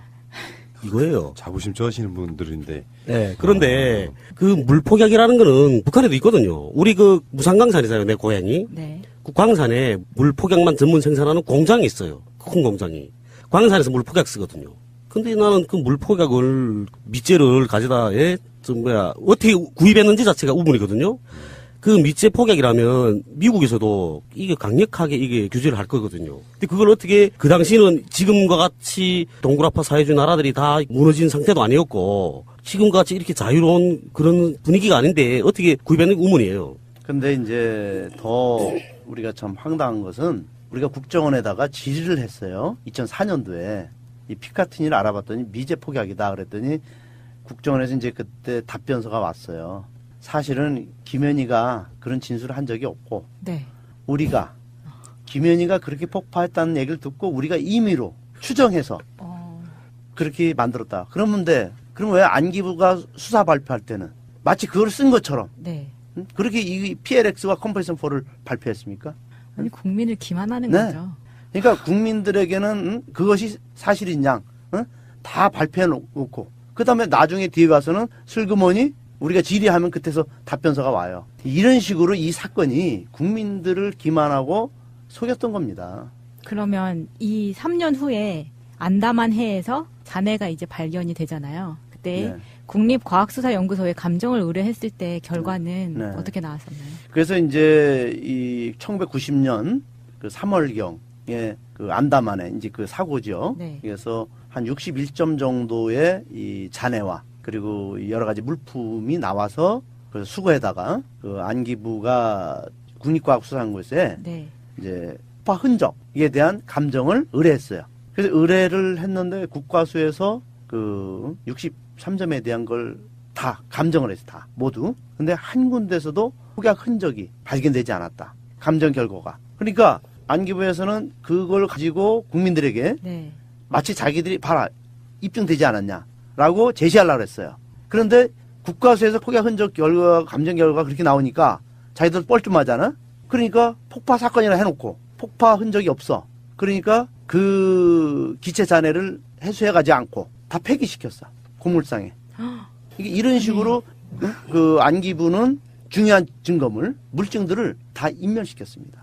그러면은 그 결과로만 보면 국정원의 폭발물에 의한 폭파 사고라는 물증이 없다는 없어졌죠. 이야기잖아요. 김현희의 폭약 이야기도 거짓말로 드러났고, 그 다음에 여기 대한 과학적 수사도 물증도 결정적으로 나오지 않았고. 그러면은 실제로 어떻게 된 거예요? 그거는 몰라요. 그거는 우리가 그 사건 현장을 가보지도 않고, 이게 이제 우리에게는 엄청난 미스테리예요. 그리고 또 그렇죠. 김현희가 7년 8개월 동안 그 훈련받은 정예요원이잖아요. 네. 그러면 이 폭발물이 이름에 대해서, 성능에 대해서는 알아야 돼요. 이거 공병학에서 배워주거든요. 네. 공병학에서 이 폭발물은 취급해요. 그런데 그 교육할 때 이 폭발물의 이름은 뭐이고 종류에 대해서 알려주는 거죠. 이름이 뭐이고 성능은 어떻게 되어 있고 그 다음에 이 구조는 어떻게 되어 있고 재원에 대해서 이렇게 재원에 대해서 알려주는 거예요. 뚜렷질은 이건 어떤 형태, 뚜렷질 뭐 얼마, 뭐 좌우 얼마, 레가는 어떻게 되어 있고 이렇게 어떻게 그 작동한다는 걸 그 원리에 대해서 교육하거든요. 그럼 김현희도 공작원에 했다면 그걸 교육 받았을 거 아니에요. 그런데 김현희가 말 못하고 있잖아요. 그게 그런 교육을 받지 않았다는 거죠. 제가 이제 실험을 해봤어요. 안기부 수사 발표에 의하면 컨버션 4 고체 폭약. 네. 그것을 파나소닉 소형 라디오 우리 손에 들고 다니는 네. 그 소형 라디오 그 안에 배터리와 이런 것을 이제 하고서 그대로 장착한 채 거기다가 350g 네. 그 고체를 넣어서 그것을 작동시켰다. 시한 폭탄으로 그렇게 얘기해요. 그래서 제가 집에서 파나소닉 라디오를 똑같은 크기의 라디오를 사다가 제가 실험을 했어요. 그래서 그 밀가루를 고착이니까 그 밀가루를 350g을 그 라디오 안에 넣었다니까. 네. 390g 밀가루를 만들어서 네. 다 그램을 재서 그래 넣었어요. 그 안에 있는 내부 부속품이 다 빠져야 돼요. 근데 문제는 뭐냐? 김현희는 뭐라 했냐면 공항을 통과할 때 라디오를 틀어줬다 그래. 그 안에다 고책을 넣고 불가능합니다. 배터리라든지 이걸 다 빼고선 350g이 겨우 들어갈까 말까 하는데 어떻게 라디오를 거기서 틀 수 있어? 그래서 자기는 거기 그 심사대 통과하면서 심사원에게 그렇게 틀어주니까 그 사람이 가져가라고 해서 그걸 들고 들어갔다 나와요. 이것은 거짓말입니다. 말이 안 되는 걸 한두 가지가 발견되는 게 아니라서. 네. 그런 식으로 억지로 말을 만들어내고, 그죠? 그리고 국민들이 그걸 하나하나 누가 그걸 조사합니까? 근데 당시에는 또 정보가 지금처럼 많지도 않았기 때문에. 그렇죠. 그리고 이게 해외에서 일어난 사건이라 이게 현장 조사 이런 게 너무 불가능했어요. 우리 일반 사람들은. 그리고 그 당시 언론을 그 안기부가 다 장악해갖고 안기부가 소스를 넘겨주면 그 언론들은 전부 여기에 부풀리고 또 그냥 막 이 소설을 쏴댔던 거예요. 그러니까 국민들은 이 언론의 보도 이게 진실에 접근할 수가 없었던 거예요. 그 당시엔 또. 그 천안함 사건 때 생각나네요. 그때 조선일보의 황당한 인간 노래설이 거기서 등장하죠. 그런 식으로 이제 자극적으로만 쓰고 파헤쳐볼 생각은 안 하고 거기에 덧붙여가지고 나팔수가 되는 거고. 근데 개인적으로는 국정원이 왜 국과수는 매수하지 못했었나 이런 생각도 드네요. 폭약 흔적이 나왔다고 그냥 발표했었어도 됐을 텐데 그건 또 폭약의 흔적이 없었다고 얘기를 하니까. 그러니까 그것도 얼마나 좀 아이러니하냐면요. 그 1990년 3월 달에 안다만에서 서울 올림픽 마크에 그려진 그 대한항공 기체잔을 발견했다라고 언론에 크게 나와요. 예, 동체도. 네. 그래서 언론에 크게 나와서 이제 국민들은 이거 그 당시 사고구나라고 해서 이제 알고 있었는데 그걸 이제 국과수에 넘겨졌다는 그러면 이제 국민들에게 다시 그 국과수의 감정 결과 이렇게 나왔다라고 보도해야 될 거 아니에요. 네. 그건 없어졌어요. 그때 당시 그거에 90년 그때 당시면 내가 예전에 그 자료 채취한 적이 있었거든요. 그 낙동강변 2인조 살인 사건이라고. 네. 그 사건 89년도 12월인가 있었어요. 근데 그 사건 피해자분들이죠. 그분들 때문에 부산일보에 가서 한 3년치 신문 내 뒤졌어요. 89년, 90년, 91년 이렇게. 그때 그게 보니까 그런 내용이 있었거든요. 국가수 그 직원이 그 국가수에 들어온 걸 검사해달라고 하는 그걸 위조한 적이 있었어요. 그래서 그때 뭐 국가수가 한창 그 문제시대 됐거든요. 아마 그래서 그러지 않았을까. 그 국가수라고 하는 게 개념이 도입된 지 굉장히 오래된 게 아니에요. 어떤 초창기 때는 뭐 그게 중요성을 크게 발견하지 못했고 뭐 안기부라든지 일반 경찰 이런 데서 뭐 어떤 조작 같은 건 수도 없이 하던 시절이라 제가 보기엔 그렇게 요식행위로만 거쳤을 가능성이 높아요. 근데 이제 국가수 같은 데서도 이제 제가 생각할 때는 이 사건을 이렇게 보면은 노태우 13대 대통령 당선 이전과 그 이유가 확 달라져요. 그러니까 그 노태우 대통령 당선 이전에는 이 사건이 연일 신문에 일면으로 톱 기사로 막 이게 기사가 나왔어요. 신문에서 봤어요. 그때 당시 네. 신문에서. 네. 근데 노태우가 당선된 이후에는 안기부에서 별로 보도자료를 안 줘요. 왜 그러냐? 이미 자기들의 공작이 성공했어. 더 이상 더 이상 이거를 활용할 가치가 별로 없어. 그러니까 그런 거 잔액을 발견해도 그 뒤에 이제 다시 한번 확인이나 점검을 안 해요. 그냥 맡겨놓고 끝이야. 그러니까 그 국가수 같은 데서도 왜냐면 그냥 맡겨놓으니까 그러면서 국가수에다가 뭘 어떻게 해달라. 아, 그랬겠네요. 정말 3년 후에 발견된 거니까. 네. 그리고 또 한 가지 아까도 얘기했지만 자기들의 어떤 공작이 성공했으면 더 이상 거기에 대해서 얘들도 크게 신경을 안 쓰는 거예요. 빨리 손 떼고 싶고. 그러니까 이것이 이제 조금 느슨한 그런 현상이 보이고 있어요. 언론도 그렇고. 그러면 김현희가 칼기 테러 폭발을 지시를 받고 평양을 출발하는 날에 선서문을 낭독을 합니다. 근데 이게 본인이 쓴 게 아니라고 하던데요. 그게 무슨 과장이 써가지고 온 그 선서문을 읽었다 이러거든요. 네. 예? 이 북한은 전에도 말했다시피 중앙집권제적 국가잖아요. 당중앙위원회에서 선서문을 작성해서 내려보내야 알았다니까지 그 선서문을 가지고 선서를 하게 돼 있거든요. 그런데 그게 그 당위 유혈상 체계 확립이 10대 원칙에도 어긋나는 거예요. 개별적 일꾼들이 발언을 결론이야 지시요 하면서 하면 안 된다는 그런 내용이 있어요. 10대 원칙에. 그 10대 원칙에 어긋나는 거거든요. 때문에 과장이 작성해가지고는 맹세문을 가지고 우리는 선서 모임을 가졌습니다. 하는 거 말이 안 되는 거죠. 과장 개인이 선서문을 써줄 수 없다 이 말씀이신 거죠. 우선 선서는 당중앙위원회에서 내려보낸 그 선서문을 가지고 하게 돼 있거든요. 어느 개인이 글을 써서 선서를 하는 게 아니에요. 과장 따위가 쓸 수 없다. 네, 그렇죠. 과장 따위가 쓸 수 없는 거죠. 그리고 이 사건의 테러 임무를 국정원 발표에 의하면은 김정일이가 직접 지시를 내렸다고 하거든요. 지시 임무를. 그렇다면 김정일이가 내리는 선서문과 김정일의 지령문이 있어야죠. 어디 과장이 그것을 할 수 있어요. 그렇죠. 과장이 써가지고 말이 안 되죠. 무슨 결제해 주는 것도 아니고. 그러면 테러 임무를 받은 사람 중에 김현희 혼자가 아니라 다른 한 명이 더 있어요. 김승일이라는 사람. 근데 이 사람은 일단 김현희보다 나이가 훨씬 많고 노약자고 질병까지 앓고 있었다고 하는데 그런데 김현희는 여기에서 이 테러에 처음 투입된 전투원이라고 나오거든요. 한 번도 경험이 없어요. 네, 그러면 초보 테러리스트였고, 그러면 이들이 이렇게 중요한 테러 임무를 맡기는데 이 정도의 스펙을 가진 사람을 썼다는 게 좀 우리가 북한에서 생각하는 정예부대의 이미지하고는 전혀 맞지 않거든요. 그렇죠. 그거 진짜 궁금했어요. 네. 북한군은 10년 복무하잖아요. 당시에 10년, 만 10년 복무했어요. 네. 그런데 특수부대 사람이 넘쳐나거든요. 10년 동안 군복무 펄펄 나는 싸움꾼들이. 네. 예? 이 뭐 격투기경기 나가도 밀리지 않은 그런 싸움꾼들이 차고 넘쳤어요. 그런데 김현희 같은 그 여자한테다 공장 맡긴다는 게 난 그게 이해 안 되거든요. 나이도 어리잖아요. 자기 말로는 뭐 웬만한 남자 2명을 지킬 수 있는 능력 가졌다는데 웬만한 남자 2명 지키는 그 정도 가지고 그 해외 공장 못 나가죠. 일당백이 돼야 되지. 근데 이것이 이제 제가 볼 때 우선 이제 지금 테러 임무 그리고 선서문 하면서 이제 한 가지 더 중요한 것은 뭐냐면 그날 떠나는 날 평양을 떠나죠. 네. 선서문을 하고 그날 또 그것이 아주 큰 모순이 생깁니다. 뭐가 있냐면요. 이렇게 돼 있어요. 기록에 김현희와 김승일은 선서문 낭독하고 그리고 순안공항에서 오전 8시 반 비행기로 모스크바로 출국했다. 그래서 이제 이 이라크 바그다드까지 가서 칼 858기를 타야 돼요. 근데 이날이 기록에 보면은 평양과 모스크바 직항 노선 첫 기항이었다. 이렇게 나와요. 그리고서 그날 첫 직항 노선인데 오전 8시 반에 출국했는데 네. 모스크바에 도착한 게 오후 6시에 도착했다 나와요. 그렇게 뭔가요? 김현희 고백록이. 평양과 모스크바를. 직항으로 타면은 3시간 반이에요. 아, 네. 그러니까 기차로 가는 것보다 더 오래 걸린 거 아니에요? 9시간 반이 걸렸어요. 연착됐어요. 9시간 반. 막혀서. 길이 막혔어. 하늘길이 막혔어요.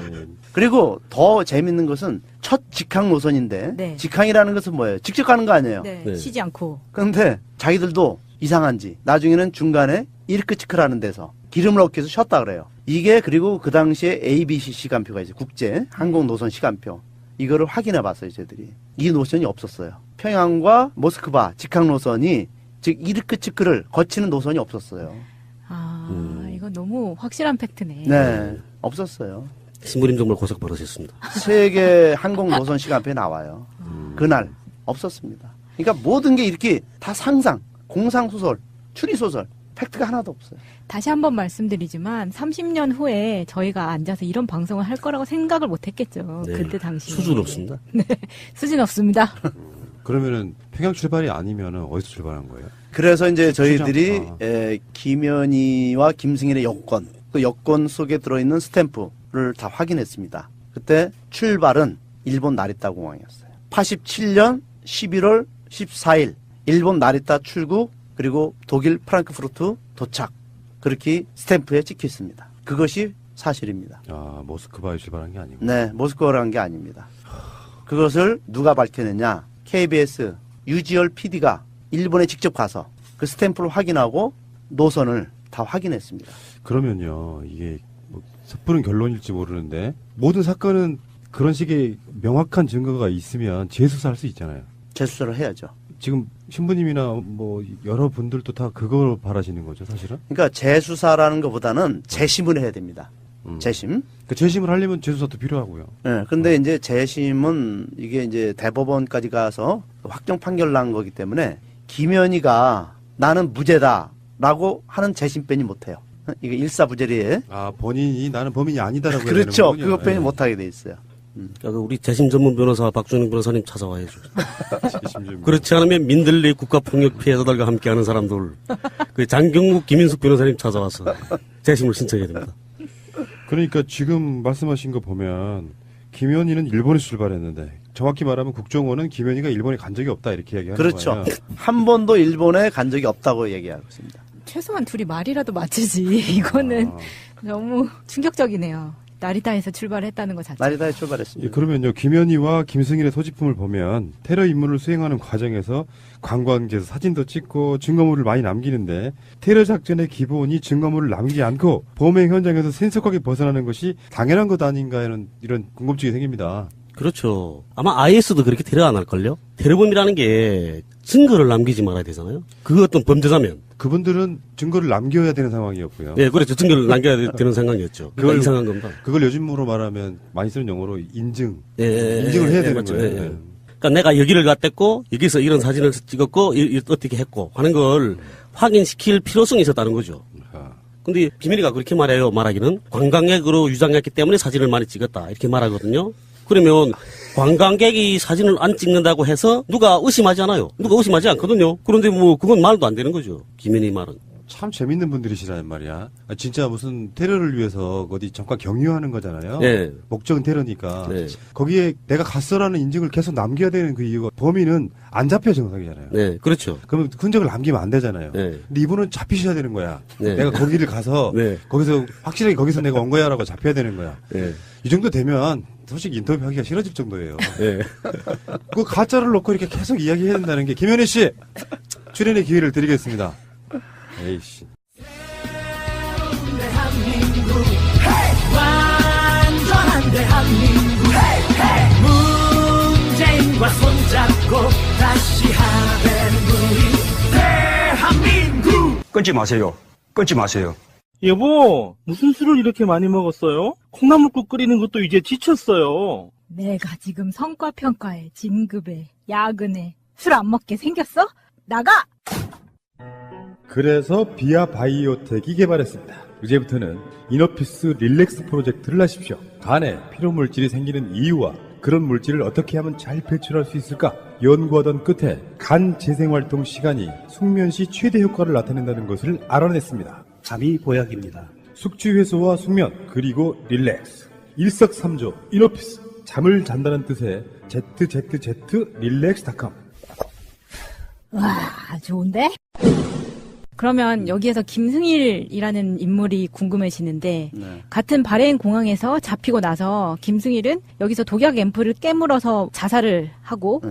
김현희는 같이 독약을 음독했지만 살아났어요. 네. 어떻게 같은 앰플을 먹고 이것도 공작원으로 훈련을 받았다면 확실하게 죽는 것도 같이 했을 텐데. 취했다 가시죠. 김현희는 편애한 거예요. 그래서 독약을 먹고도 살아나는 법을 배운 거예요, 이 양반은. 김현 씨는. 김현희 도각에는 레몬 주스를 넣었네, 그죠? 독약이 아니었을 수도 있죠. 그러면 이 당시에 바레인 공항에서 이 김승일이란 사람은 확실히 죽은 거는 맞나요? 네, 김승일은 이제 죽었는데, 왜냐면 그게 시신이 들어왔어요, 우리나라에. 네, 실제로 들어왔어요. 근데 이 부분을 우리가 좀 세밀하게 알아야 돼요. 여기도 엄청난 모순이 여기도 또 담고 있어요. 김현희가 칼 858기를 바그다드에서 타고 이라크 거기서 출발했거든요. 네. 이라크 바그다드에서 타고 이제 중간에 아부다비에서 중간에 경유합니다. 이게 그때 11명의 한국 외교관이 내려요. 이 사람들 한국 외교관은 서울 김포공항까지 와야 될 티켓팅 한 사람인데 네. 이 사람들이 아부다비에서 김현희 일행과 함께 내려요. 이것을 일본 주간신조라는 그 잡지에서 네. 그 당시에 발표했습니다. 한국 외교 공무원 11명 아부다비에서 내리다. 그리고 이제 그날 김현희는 이 공작 아부다비에서 내리고 그 다음에 이제 이게 폭파됐거든요. 네. 그 다음에 사고 났어요. 아부다비에서 내리 그 다음에 인도양 안담에 해역을 상공을 지나오다가. 그러니까 이제 아부다비에서 내린 김현희는 이제 요르단 암만 그리고 로마로다가 본래 가야 될 그런 티켓팅을 했는데 바레인으로 갑니다. 갑자기 노선을 바꿔요. 바레인으로 가서 거기에 호텔에서 2박 3일간 묵으려고 있는데 그날 밤에 그 다음날 11월 30일입니다. 11월 30일 밤에 바레인 한국 대사가 김현희, 김승희를 만나러 호텔을 찾아와요. 방을. 어떻게 아는지 모르지만. 그러네요. 네. 북한 대사도 아니고? 찾아와요. 네. 그래서 찾아와서 내가 누군데 당신 지금 이런 사고가 일어났다. 칼 858기가 지금 실종이 됐다. 못 찾는다. 그래서 지금 우리가 수소문 하는데 지금 당신들을 만나러 왔다. 그래서 이제 그러니까 이 사람 김 대사하고 만나고 이제 이 둘이서 얘기를 해요. 김승일과 김현희가 우리가 이제 발각됐다. 이제 우리를 쫓고 있구나. 그러면 정작 자살을 하려면 그때 자살을 해야죠. 우리가 쫓기니까. 네. 근데 왜 잡히고 나서 자살을 하냐고. 그러니까 자살할 수 있는 그런 수많은 기회가 있었는데 불구하고 자살을 하고 있지 않다가 바레인 경찰에 나중에 자살을 아파서. 그러니까 이 자살 문제도 지금 뭔가 석연치 않은 부분이 지금 많다는 겁니다. 그러면은 그 김현희가 독약 앰플 먹고 자살 시도했다고 아까 이야기를 계속 했는데 당시 김현희를 만났던 일본 외교관과 바레인 응급실 의사는 김현희는 독약도 먹지 않고 자살을 시도하지도 않았다고 증언했습니다. 독약 자살을 한 게 아니었을까요? 그 기록에 의하면 그들이 자살을 하기 위해서 독약을 준비한 것이 청산가스로 나와요. 가스입니다. 네. 가스는 바로 물자말자 흡입돼서 그냥 죽는 거예요. 그러면 김현희는 죽었어야 돼. 김승일처럼. 근데 김현희는 살아나거든요. 그리고 또 한 가지는 그 당시에 일본 외교관이 증언을 했어, 인터뷰를. 바로 그 바레인 경찰서에 같이 있던 그 사람이 김현희는 독약을 흡입하지 않았다. 전혀. 그 자리에 직접 목격한 사람이에요. 그 다음에 이 김현희를 이제 바레인 그 병원으로 가거든요. 왜냐면 이제 옆에 동료가 죽었으니까 김현희도 데리고 가요, 병원으로. 응급실로. 그래서 그 응급실에서 바레인 병원 의사가 다 조사하더니 아무것도 김현희 몸에서 나온 게 없다. 정상적인 그런 건강 상태로 나와요. 그러니까 김현희는 독약을 먹은 적이 없습니다. 그러니까 이 정도는 돼야죠. 그 후에 김현희가 이제 뭐 표현으로 압송되어 오잖아요. 네. 근데 멀쩡했잖아요. 그러니까 독약을 먹고 대부분 죽지는 않더라도 중태에 빠지거나 이런 그럼요. 상태가 돼야 되는 게 맞고요. 너무 멀쩡하게 오잖아요. 독약 먹은 사람이 아니죠. 한 사람은 죽을 정도의 치명적인 독인데. 그러면 김현희는 그 비행기에 타지 않았고 폭약물만 설치를 했고 그렇죠? 그리고 바레인으로 도망을 나온 거고 그때 당시에 한국 외교관들도 같이 내렸고 근데 그 사람들의 외교관들의 신원은 확인이 됐나요? 저희가 이제 외교관 네. 우리가 이제 대한항공 측에 그 문의를 했어요. 네. 그때 같이 아부다비에서 내린 외교관의 명단. 네. 그러니까 외교관 명단뿐만 아니라 그때 18명이 내리거든요. 네. 그 18명에 대한 명단을 달라. 네. 신원을 달라. 몇 년 만에 바로 안 주고 대한항공에서 몇 년 만에 그 답장이 왔는데 만들었더라고요. 새로 만들었어요. 전부 아랍 이름으로. 무슨 저기 아브라함 모하마드. 근데 한국 외교관들이 아니었어요. 아, 한국 주재에 있는 외국 외교관이라는 이야기인가요? 아니죠. 그러니까 대한항공에서는 우리한테 준 외교관 이름이 전부 아랍 사람들로. 아, 그럼 한국 사람이 아예 아니고. 네, 한국 사람은 하나도 없고. 그러니까 김현희와 김승인 그리고 그 당시에 내렸던 승무원들, 아부다비에 내렸던 사무장 몇몇 승무원들만 한국 사람이고 나머지는 전부 다 그 아랍 사람 탑승객으로다가 이름을 우리한테 줬더라고. 그러니까 이 대한항공도 이 사건에 깊이 개입하고 연루하고 협조했습니다. 예. 그런데 말이에요. 김현희가 바레인 응급실에 누워서 아무 말도 못하고 있던 그 시간에 대한민국 언론들은 대한항공 858기 사고는 북한이 88 서울올림픽 방해 공작을 위해서 저지른 테러 폭파 기사라는 기사가 쏟아져 나오기 시작해요. 범인의 이야기를 전혀 듣지도 않고. 예. 허허, 참. 아니, 김현희는 그때 12월 1일 날 잡혀서 김승희는 독약 먹고 죽고, 자기도 독약 먹고선 병원에 입원해서 의식 불명 상태로 있었다고 하는데, 김현희는 어떤 조사도 받은 적도 없고, 어떤 말도 한 적이 없어. 예? 그런데 어떻게 우리나라 언론에서는 그냥 이 사건의 모든 전모를 다 그냥 밝혀요. 서울 88 올림픽을 위해서 북한이 테러했고, 그리고 대선을 방해하기 위해서 네. 또 이걸 테러 폭파했고 이 사건 전모가 다 나와요. 근데요, 정치적으로 보면 88 올림픽을 북한이 방해하기 위해서 공작을 하는 게 이런 생각을 해봐야 됩니다. 예전 생각이면 칼기가 폭발되면 88 올림픽이 안 치러집니까? 결론적으로 말해서 피해를 보는 쪽은 북한이에요. 네, 그렇죠. 누가 그렇죠. 이득을 받냐를 생각해야 맞아요. 된다는 거예요. 예. 88 올림픽은 그 당시 전두환 정권이 만들어낸 하나의 그럴듯한 명분이었고요. 실제로는 뒤에 게 맞아요. 대선을 위한 공작. 그때 무슨 무지개 공작 이런 게 있었죠. 무지개 공작이었죠. 무지개 공작을 실행을 했어요. 그 당시에. 그러니까 생각해보세요. 전두환이가 이제 자기가 7년의 집권기간이 끝나고 이제 직선제에 의해서 대통령 선거가 치러지는데 지금 전두환이는 사느냐 죽느냐 생사 기로에 있었어요. 그날 그 해 선거는. 근데 전두환이가 자기의 광주 학살과 수많은 그런 범죄에 대해서 처벌을 받을 수밖에 없잖아요. 그러니까 무조건 민정당 후보 노태우 당선만이 전두환이가 생존하는 길이에요. 그렇다면은 전두환이가 그냥 이 선거를 그냥 마냥 치를 수 있게 했습니까? 이미 벌써 공작을 폈고 대선을 위한 그리고 그것이 무지개 공작이라는 것을 했는데 우리 국민들은 몰랐어요. 이 무지개 공작의 실체를 몰랐어요. 존재를. 언제 밝혀졌냐? 2007년도에 밝혀졌습니다. 숨기고 있다가 20년 후에 무지개 공작이라는 문건을 우리가 받아냈어요. 이 시점에서 이런 생각도 한번 해봐야 되죠. 박정희 18년 지났고 그 민주화가 됐나 보다 했어요. 박정희 죽은 이후에. 바로 전두환이 쿠데타 일으켜서 7년 집권하고요. 그리고 만약에 야당으로 정권이 바뀌는 상황이 되면 오랜 시간의 집권 세력, 특히 전두환 같은 경우는 7년 동안의 악행들이 있잖아요. 당장 정권이 바뀌면 굉장히 어려운 상황이었죠. 그럼요. 그 이후에 김영삼 대통령이 노태우 다음으로 대통령이 돼서도 사실은 전두환과 노태우는 엄청나게 어떤 조사랄까 수사를 받고 결국은 사형 선고까지 갔던 부분이라서 네네. 그들은 대선에 지면 안 되는 상황이었다. 맞습니다. 절제적인 상황이었죠. 그럼요. 근데 여기서 저는 계속 이 김승일이라는 사람이 궁금한데 이 네. 사람에 대한 어떤 출신 성분이나 이런 거는 잡힌 게 없어요? 김승일에 대해서는 이제 저희들 기록, 수사 기록에 조금 이렇게 좀 언급이 돼요. 자세히는 왜냐면 이것도 만들어낸 인물이 근데 만들어내는 거 저는 김승일에 대해 이렇게 생각해요. 김승일이가 1984년도 9월 21일부터 26일까지 우리나라에 입국했습니다. 김포공항을 통해서 입국해서 5박 6일 동안 서울에 체류하다가 서울과 대구 네. 그리고 다시 돌아갔거든요. 어디로 돌아가요? 북한으로요? 아니, 일본으로? 홍콩으로. 홍콩으로. 그것이 기록에 다 남아 있어요. 그리고 기록에도 나와 있고요. 그 안기 발표에도. 근데 김승일은 우리나라에 들어올 수 입국할 수 없는 사람이었어요. 네. 북한 국적이기 때문에. 그게 아니라 그 당시에 김승일이 갖고 다녔던 그 여권은 일본 여권이었거든요.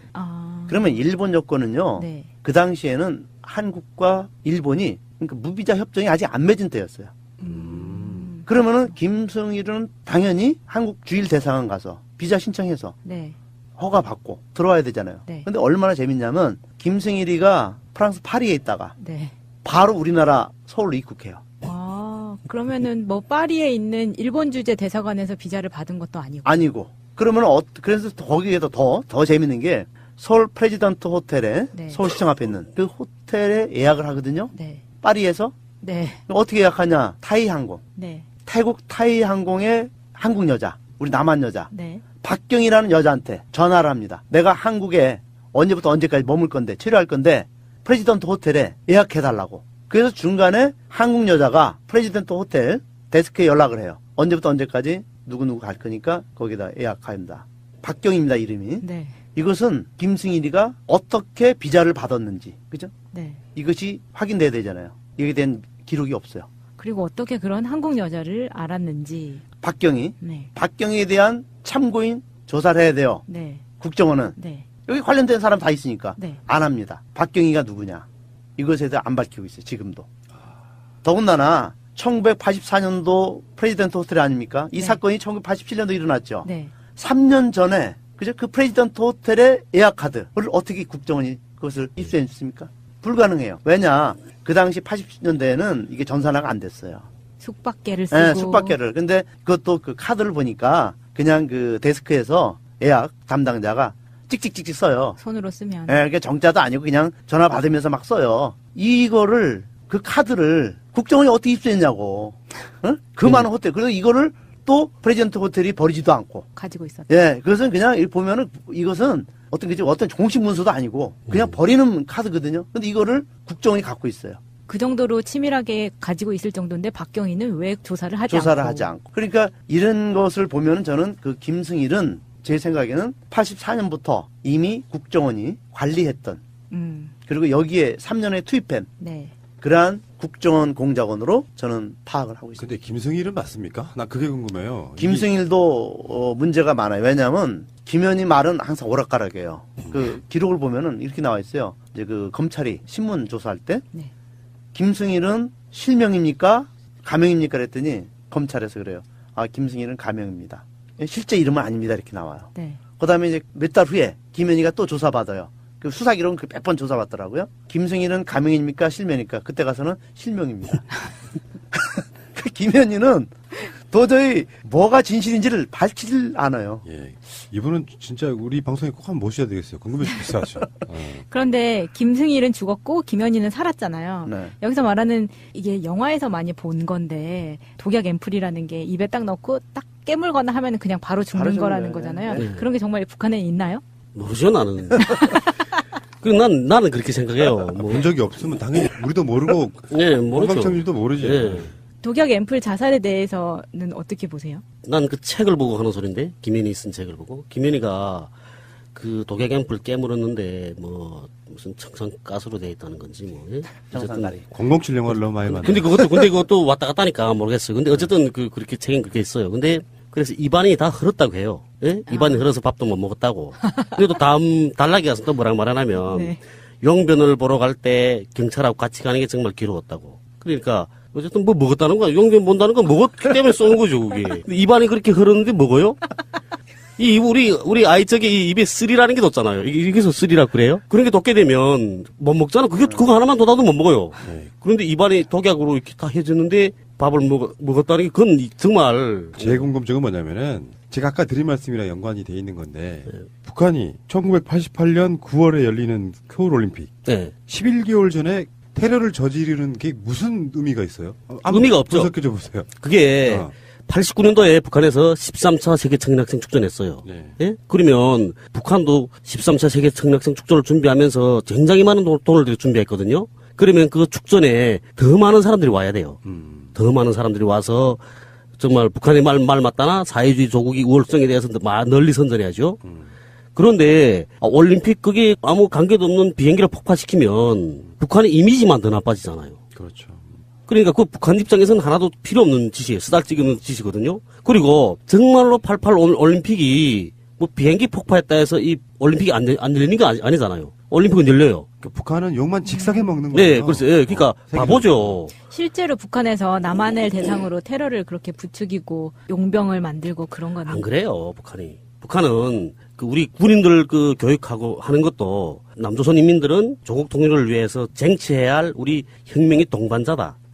이렇게 배워주거든요. 군인들도 같아요. 이 국군도 혁명의 동반자라 하지 적으로 규정 안 하거든요. 그래요? 그러면 우리는 주적이라고 하지 않아요? 아니 주적 개념은 뭐 여러 가지 논란이 있어가지고 넣었다 빠졌다 하는데 지금 빠져 있는 게 맞고요. 그러니까 이를테면은 전시에 정말 전쟁이 발발해서 서로가 총을 쏘지 않는 이상 민간의 보통 사람을 올림픽을 방해한다는 목적으로 11개월 전에 폭파시켜서 수백 명을 죽이는 게 상식적으로 말이 되냐고요. 네, 그렇죠. 그리고 또 뭐 그게 뭐 올림픽에 오는 손님들을 뭐 막자고 했다면 그러면 올림픽 직전에 딱 그렇죠. 터뜨렸어야죠. 목표가 뭐 올림픽이 아니라 시기가 대선이었다는 게 너무 네. 명확한 거죠. 네. 그러니까 이제 저는 그 생각을 또 갔는데 이제 조금 이제 제가 좀 덧붙일 얘기가 있어갖고요. 네.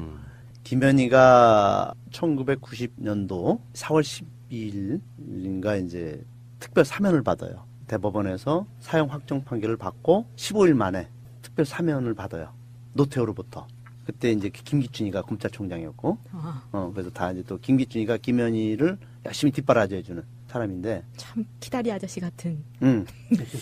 그런데 김현희가 사면 받고 나서요. 뭘 하냐면은 네. 국정원 직원으로 채용이 돼요. 그 국정원 안가에서 네. 국정원이 반공 강사로 7년 동안 활동을 시켜요. 아주 유명한 반공 강사가 돼요.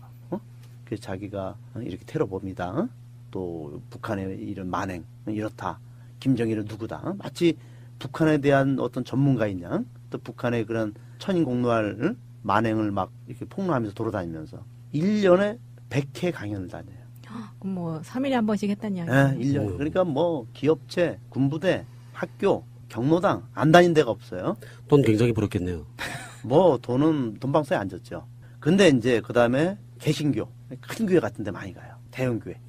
근데 그래서 또 김현희가 그 국정원에 있으면서 세례를 받아요. 개신교 세례. 네. 예, 이제 박세지기가 이렇게 이제 인도에서. 근데 그 신앙 간증을 하는데 뭐라 그러냐면요. 이게 독약 앰플 때문에 내가 말을 한 거예요. 네. 하느님이 나를 정말 그 살려주셨다. 나를 특별히 살려주셨다. 내가 바레인 거기에서 잡혔을 때 독약 앰플을 먹었을 때 거기서 죽었어야 될 그 가스로 먹고 죽었어야 했는데 하느님이 기적적으로 나를 구해주셔서 살려주셔서 내가 이 자유 대한민국에 와서 이렇게 살고 있다. 나는 하느님께 감사드린다.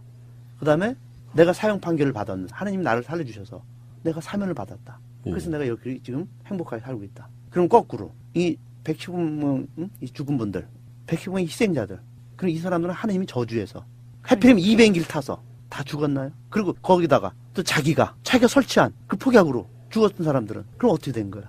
말도 안 되는 거죠. 그거. 이게 신앙간지 하느님은 김현희만을 위해서 구출해주고 김현희만 그 고난 속에 위험 속에 있을 때마다 그때 하느님은 손잡아주고 구해주고 다른 사람들은 다 이게 무슨 신앙간증이야.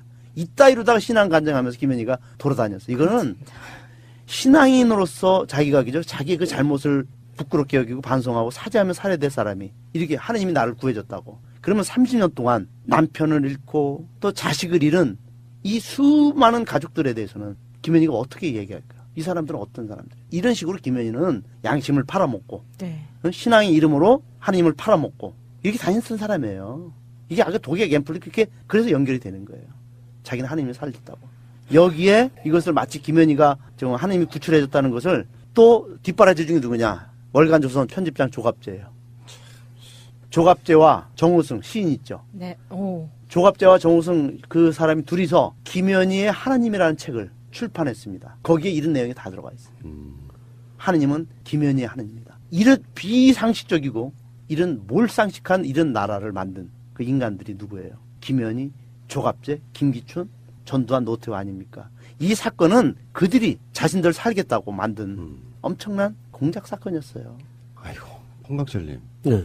이제 북한에서 내려오신 탈북자분들 탈북자라는 표현 괜찮으세요? 네, 괜찮습니다. 탈북하신 분들이 3만 명 정도 된다고 하더라고요. 네. 그중에 한 번도 김현희 아는 사람 없죠? 네, 없죠. 이상하게 태영호 같은 사람들만 안다고 해요. 네, 글쎄요. 아는 사람 없어요. 이 탈북자들 여기 오면 대체로 그 고향 사람들 찾잖아요. 그 타양에서 고향 개만 봐도 반갑다고 고향 사람 다 찾거든요. 그런데 유독 이 김현희 씨만 자기 고향 사람도 찾지 않고 그리고 김현희 씨를 아는 사람도 없고 예? 그리고 자기 북한에는 가족도 찾아 안 봤어요. 가족 친척도. 탈북자들, 북한에 있는 자기 가족들 찾자게 되면 돈도 많이 안 들어요. 한 50만만 브로커한테 주게 되면 북한 전역에 어디 곳이든 다녀와요. 브로커들이. 사람 찾으러. 돈도 안 들거든요. 전번에 신부님한테 말씀드렸는데 돈을 한 50만 좀 들여서 신부님께서 김은혜의 가족들을 좀 찾아주시는 게 어떻겠는가. 이거 이제 국가법으로 걸리시는 게 이제. 그러니까 이게 지금 아까 신부님도 인터뷰 초반에 그런 얘기 하셨잖아요. 정권 교체가 일단 그래서 중요했고. 네, 맞아요. 아마 모르긴 해도 이런 생각이 들거든요. 김대중 정부 때 최초의 정권 교체를 이룬 뒤에 이 카네기 폭파 사건에 대한 어떤 조사가 있었다는 걸로 알고 있는데 많은 사람들은 그러니까 김대중 정부에서 그거를 해보려고 했으나 그게 안 된 거 보면 진짜 그 사건 아니냐라고 말씀하시는 분들이 있는데 제 생각을 먼저 말씀드리면 일단 사건 자체의 어떤 상황도 너무 어마어마했고 그리고 또 그런 것에 어떤 빠지다 보면 정권 자체가 진짜 해야 될 일을 못하는 상황까지 갔을 그런 사건이었다고 보거든요. 또 당시에 나중에 국정원으로 바뀌었지만 안기부 쪽에 그 어마어마한 세력들이라고 하는 게 정권 바뀐다고 어느 날 없어지는 것도 아니고 맞습니다. 그런 차원에서 보면 정권 바뀌어서 이제는 최소한 문재인 정부에서는 진상이 규명돼야 되겠다 이렇게 생각하시는 거잖아요. 그럼요. 그러니까 참여정부 때, 노무현 정부 때 사실은 이 국정원에서 국정원의 여러 가지 사건 중에 그 진실을 밝힌 사건 이것도 들어갔었어요. 그래서 이게 이제 들어가서 저희와 같이 대책에 있던 사무국장 이 신동진 씨가 이 조사를 맡았어요. 근데 신동진 씨가 책을 냈었거든요. 네. 이 정말 책을 잘 썼어요. 근데 국정원 들어가서 조사관으로 들어가서는 책과 정반대로 결과를 발표해서 그분이. 근데 저는 그분이 왜 거기서 이 책과 반대 그런 걸 했는가 거기에 대해서 아무 말을 하지 않아요. 그리고 또 한 가지는 국정원인이 이분이 조사관으로 지면서 활동하면서 우리에게 가끔 만났을 때 두렵다. 그리고 내가 어디 갈 때마다 두 사람이 국정원 직원이 따라온다. 그러니까 그 안에서 제대로 조사도 못했고 그리고 또 거기 조사관으로 있으면서 결혼을 하셨어요. 저는 그것도 의문입니다. 왜 거기 있을 때 결혼했는가. 그것도 저는 의문으로 들어가고 그다음에 마지막으로 가장 결정적인 것은 국정원이 어떤 우리가 그 국정원에게 그 질의를 할 때마다 어떤 오류가 지금 우리 방송했지만 오류가 수도 없잖아. 그럴 때마다 국정원의 답변이 뭔지예요? 궁색한 변명이에요. 김현희가 그렇게 진술해서 우리는 그렇게 발표했다. 그러면은 당연히 국정원이 이런 재조사를 할 때는 유일한 증인, 물증 김현희 아니야. 그럼 김현희 면담조사 해야 되잖아. 한 번도 김현희 면담조사를 못했어요. 김현희와 만남을 못 가졌어요. 그러고서 이 사건이 안기부 수사 발표가 맞다라고 결과 발표를 냈거든요. 그것은 정말 재조사해야 되고 끝으로 이것의 결정적인 것은 저는 이렇게 봐요. 이제 우리 남북 관계가 서로 이제 좀 교류도 하고 또 서로 관계가 좋아지면 같이 합동 조사를 하면 됩니다. 그러면 김현희 이력, 학력, 가족 관계 다 나오잖아요. 북한에 도움을 청하면 되겠네. 네. 가족도 찾아줄 때. 네, 그럼요. 그러면 얼마나 보고 싶겠어요. 네, 우리가 그 남과 북이 서로 우리가 올라가서 네. 이 기록에 나타나 있는 대로 네. 그대로 가면 하루 만에 끝날 수 있어요. 그렇죠. 그다음에 홍강태 선생님하고 김현희하고 딱 30분이면 김현희 신원이 다 나오게 돼 있어요. 저분이 내려올 줄 몰랐겠지. 예. 이거 신부님이 맞으실까 궁금증이 생겨요. 이것만 파시잖아요, 지금. 기도도 안 하실 것 같고. 그 이명박이가 4대강 팠잖아요. 그래서 망했잖아요. 그래서 나는 이거 파갖고 온 민족을 구원하고 싶어. 그러니까 이게 그 어떤 정의의 사제, 전 이런 느낌이 들거든요. 그러니까 정의를 위해서는 내가 뭐 굽힐 수 없다. 30년이에요, 무려. 그래서 최근에 이제 우리 신부님께서 쓰신 책 있죠. 네. 아까 그 국회에서도 이제 이게 증정식 있다고 하셨는데 네. 책 제목이 만들어진 테러범 김현희죠. 네, 이것을 30년 동안 이 사건으로 고통받고 또 많은 어려움 속에 있는 우리 어머니들께 제가 증정을 합니다. 그날. 그래서 어머니들을 좀 위로해주고 싶고 또 어머니들이 지금 나이가 70 그리고 80대신 분들은 많아요. 그렇겠죠. 이분들이 돌아가시기 전에 반드시 진상규명해서 편안하게 눈 감을 수 있도록 저희들은 하고 싶어요. 지금 토론회에서 나온 김현희의 주제가 내가 진짜 테러범입니다잖아요. 네. 근데 신부님 쓰신 책이 만들어진 테러범이에요. 네. 이게 합치면 내가 진짜 만들어진 테러범 김현희입니다. 네, 우리 마차님의 센스가 대단합니다. 진짜 그러네요. 이게 이 정도 나오면 다 나온 거 아니에요? 그렇죠. 이제 김현희는 더 이상 숨을 것도 없고 그리고 저는 김현희 씨가 스스로 자기가 이 사건의 어떤 시나리오대로 연출한 사람이라는 걸 드러내는 게 김현희가 MBC나 TV조선에 많이 나왔거든요. 이제 이명박 때도 그렇고 또 박근혜 때도. 그때 항상 김현희가 하는 레파토리가 있어요. 나는 노무현 좌파 정권 때 난 엄청난 피해를 입었다. 그 얘기 많이 나옵니다. 제가 네. 찾아봤어요, 최근에. 그런데 이 멘트가 왜 자기 입으로 좌파 정권을 얘기해? 응? 홍준표가 늘 입만 벌리면 좌파 정권, 응? 그 다음에 김무성. 똑같은 그러니까 뭐냐면 김현희는요, 좌파 정권을 계속 강조하면서 자기 편을 모으는 거예요. 응? 그렇죠. 이것을 의혹을 푸는 사람들 빼고, 응? 지금 자기 세력을 네. 나를 좀 커버해달라, 나를 좀 비워달라고 메시지를 주는 거예요, 그게요. 이번에 보십시오. TV조선에 이번 나와요. 29일 날. 김현희 분명히 얘기할 겁니다. 나는 좌파 정권 때문에. 뭔가 김현희의 입을 통해서 국정원이 하고 싶은 말을 하는 게 아닐까요? 그렇죠. 그런 거예요. 김현희가 그 방송 나올 때마다 계속해서 나는 유족들에게 사죄한다. 그 말을 많이 쓰거든요. 직접적으로 만난 적은 없죠. 없죠. 만나서 사과한 적도 없고. 없고요. 그런데 저는 이 김현희의 그 이렇게 TV에 나와서 표정이라든지 말투라든지 이걸 저는 유심히 봐요. 그러면 보면은 범죄를 저지른 사람의 그 말투나 표정이 아니에요. 자기는 여기에 사람을 죽인 사람이 아니에요. 누군가에 의해서 범행은 다른 사람이 했고 시켰고 자기는 거기에 따라서 했기 때문에 이 사람은 진정성 있는 사죄를 할 수가 없는 거예요. 그냥 나가서 자기가 그걸 해줘야 되잖아. 늘 자기는 해왔던 말을 그다음에 자기는 범죄인처럼 늘 그 연출을 해줘야 돼. 연출. 그런 식으로 해요. 참 그러네요. 알겠습니다. 자, 11월 29일 수요일 오전 10시 30분부터 1시까지예요. 국회 헌정기념관에서 올바른 과거사 정립을 위해 달려온 칼 858기 사건 진상규명 30년의 길 책 만들어진 테러범 김현희 출판기념회가 같이 열리고요.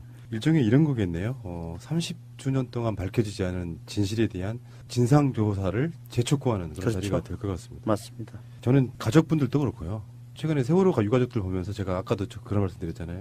그게 30년, 37년 이렇게 가면 안 되는데 라고 말씀드리는 것처럼 네. 시간이 갈수록 진상규명의 길은 좀 멀어지고 있다 이렇게 말씀드리고 맞습니다. 30년입니다. 올해만큼은 그러니까 올해가 어떤 계기가 돼가지고 내년에는 이게 사실상 진상규명은 좀 됐으면 좋겠다. 그렇죠. 네. 아직도 우리들 방송 나가면 이걸로 공격하시는 분들이 있습니다. 네. 이 빨갱이 같은 놈들. 사실 아무 상관없는 거죠. 김현희가 하는 방식과 똑같은 거예요. 네. 알겠습니다. 네. 자, 마지막으로 홍강철님은 이제 막 고정해달라고 할 정도로 뭐 나름대로 많은 분들한테 인기를 얻으셨고요. 그 입담이 이를테면 우리가 약간 좀 그 방송은 재미 위주였을 수도 있는데 저분도 간첩 조작 사건의 일종의 피해자세요. 그렇죠. 네. 우리가 유우성 씨만 생각하지만 간첩으로 몰아서 간첩으로 엮으려고 했으나 법원에서 지금 2심까지 무죄가 나온 상황인 거죠. 네. 저는 정말 이 김현희 사건이 정말 밝혀져서 명명백백하게 밝혀져서 다시는 이 국가기관이 이런 조작 사건을 만들지 말았으면 좋겠습니다. 최근에도 원정화에 대한 네. TV 프로그램을 보니까 거기에서 홍광철 님이 하셨던 말씀 그대로 하더라고요. 우리들한테는 김현희가 롤모델이다. 네, 그렇죠. 너 김현희처럼 살게 해줄게 라는 네. 국정원의 회유가 있었다. 현재 이 탈북자 간첩이라고 해서 형 살고 나온 분들이 있거든요. 네. 이명박 정권부터 시작해서 형 살고 나온 분들이 계세요. 그분들 중에서도 상당수가 우리 그 장경국 변호사님 찾아와서 간첩이 아니라고 재심에서 자기 죄를 그러니까 이거 벗겨달라고 그래요. 요구해요. 내가 이 기록을 봤잖아요. 내가 그 사람들이 기록을 내 사건 기록에 있는 거. 네. 내가 볼 때도 간첩 아니에요. 그 사람들은. 그러니까 이렇게 딱 국가정보기관이 대한민국 최고잖아요. 네. 예? 최고의 정보기관인데 딱 이렇게 조작만 해야 이 정보기관 자기 그 기관을 유지한다는 거는 참 슬픈 일이죠. 나는 정말 국가정보기관이 자기 자리를 차지해서 정말 정보기관으로서의 자기 그 위치와 역할을 정말 잘했으면 좋겠어요. 나도 대한민국의 한 사람으로서 국민의 한 사람으로서 그렇게 바래요. 그러기 위해서라도 이렇게 의혹이 되는 사건들에 대한 건 완전히 털고 가야 돼요. 그렇다고 이 사건을 털었다고 해서 국정원이 만약 여론이 문매를 맞고 세계적으로 국제적인 그런 그 여론에 의해서 정말 문매를 맞는다 할지라도 솔직하게 지금이라도 지난 기간에 잘못을 다 털고 가게 되면 그러면 앞으로 다시는 이런 일을 만들지 않으면 될 거 아니에요. 그러면 더 이상은 정말 욕먹지 않거든요. 비난하는 사람도 없을 것이고 네. 지금처럼 국가조작원 이렇게 그런 말도 안 듣는단 말이에요. 저희가 좀 마치기 전에 그 제보를 받았어요. 네. 네, 중요한 제보를 받았는데 그 말씀 간단히 드릴게요. 그 당시 이 비행기 칼 858기를 1987년 이라크에서 떠날 때는 11월 28일이었어요. 네. 밤 11시쯤. 이때 이 비행기를 타려고 했던 한국 외교관이 있었어요. 이름까지도 저희들은 실명도 다 제보받았는데 그 젊은 외교관, 그 당시 29살. 그 외교관이 이 비행기를 타려고 다 애매하고 근데 그 전날 네. 한국 외교부에서 전화가 왔습니다. 타지 말라. 이 비행기 타지 말라. 그 다음 비행기 타라고. 그래서 이분이 이 비행기를 안 타고 나중에 살아났죠. 그래서 집에 가서 소름 끼쳐. 집에 가서 자랑을 했어요. 내가 사실 저 비행기를 탈 뻔했는데 집안에서는 온통 이것이 그 동네에서 소문이 난 거예요. 제 살아서 돌아왔다. 왠지 그럼요. 난리 났었겠죠. 우리 아들이 또 그분이 그 영주 사람이거든요. 네. 경북 영주. 그 동네에서는 이게 파다하게 저 아들이 서울서 전화 받고 살아남은 사람이다라고 해서 그게 아주 동네 파다하게 소문이 났어요. 그러면은 이 사람이 어떻게 서울 외무부는 미리 알고 있었을까? 이 사고를. 그죠? 그 다음에 아까도 얘기했지만 11명의 외교관들은 왜 아부다비에서 미리 내렸을까? 이미 알고 있던 사람들은 다 이 탑승하지 않았다는 거. 이번 우리가 11월 29일 날 그 사람의 실명을 발표할 겁니다. 지금도 외교관입니다. 지금도. 그 사람이 양심선언을 해야 됩니다. 우리는 실명 발표할 거예요. 어떤 우리 법적인 소송을 감수하면서라도. 예. 우리가 이런 방송을 하는 이유도 신부님이나 홍강철님 또는 유가족분들이 이렇게 열심히 싸우시는 이유도 사실은 사람 목숨이 소중하기 때문이에요. 그럼요. 국민들의 목숨을 개 돼지처럼 그래서 어떤 정권 유지를 위해서 쓴 거라면 천인공노할 짓이고요. 그래서 솔직히 제 생각으로는 더 비밀을 유지하고 있는 게 아닌가라는 생각도 들고요. 그렇죠. 이 사건이 밝혀지면 저 세력들은 제가 봤을 때는 살아남을 수 없는 몇 가지 안 되는 사건 중에 하나가 저는 그렇게 봐요. 5.18도 마찬가지고 칼기 폭파 사건도 마찬가지고 세월호도 좀 마찬가지라고 생각합니다. 근데 어떤 엄청난 권력으로 인해서 이게 가려지고 그러나 역사 속에 저는 대단하다고 느끼는 게요. 이런 사건들을 일반 민간인들이 이런 팩트를 찾아내는 걸 보고 오히려 저는 소름 끼쳤습니다. 민초들이 갖는 그 힘이 바로 이런 게 아닌가 이런 생각이 들었고요. 민족이 우측소입니다. 네. 자, 오늘도 소름 끼치지만 진실을 나갈 때는 의지 꺾이지 않고 뭔가 긍정적이고 좀 활기차게 나가야 된다고 생각해요. 네. 자, 고생하셨고요. 11월 29일 국회 헌정기념관 11시 30분에 뵙겠습니다. 고맙습니다. 감사합니다. 감사합니다.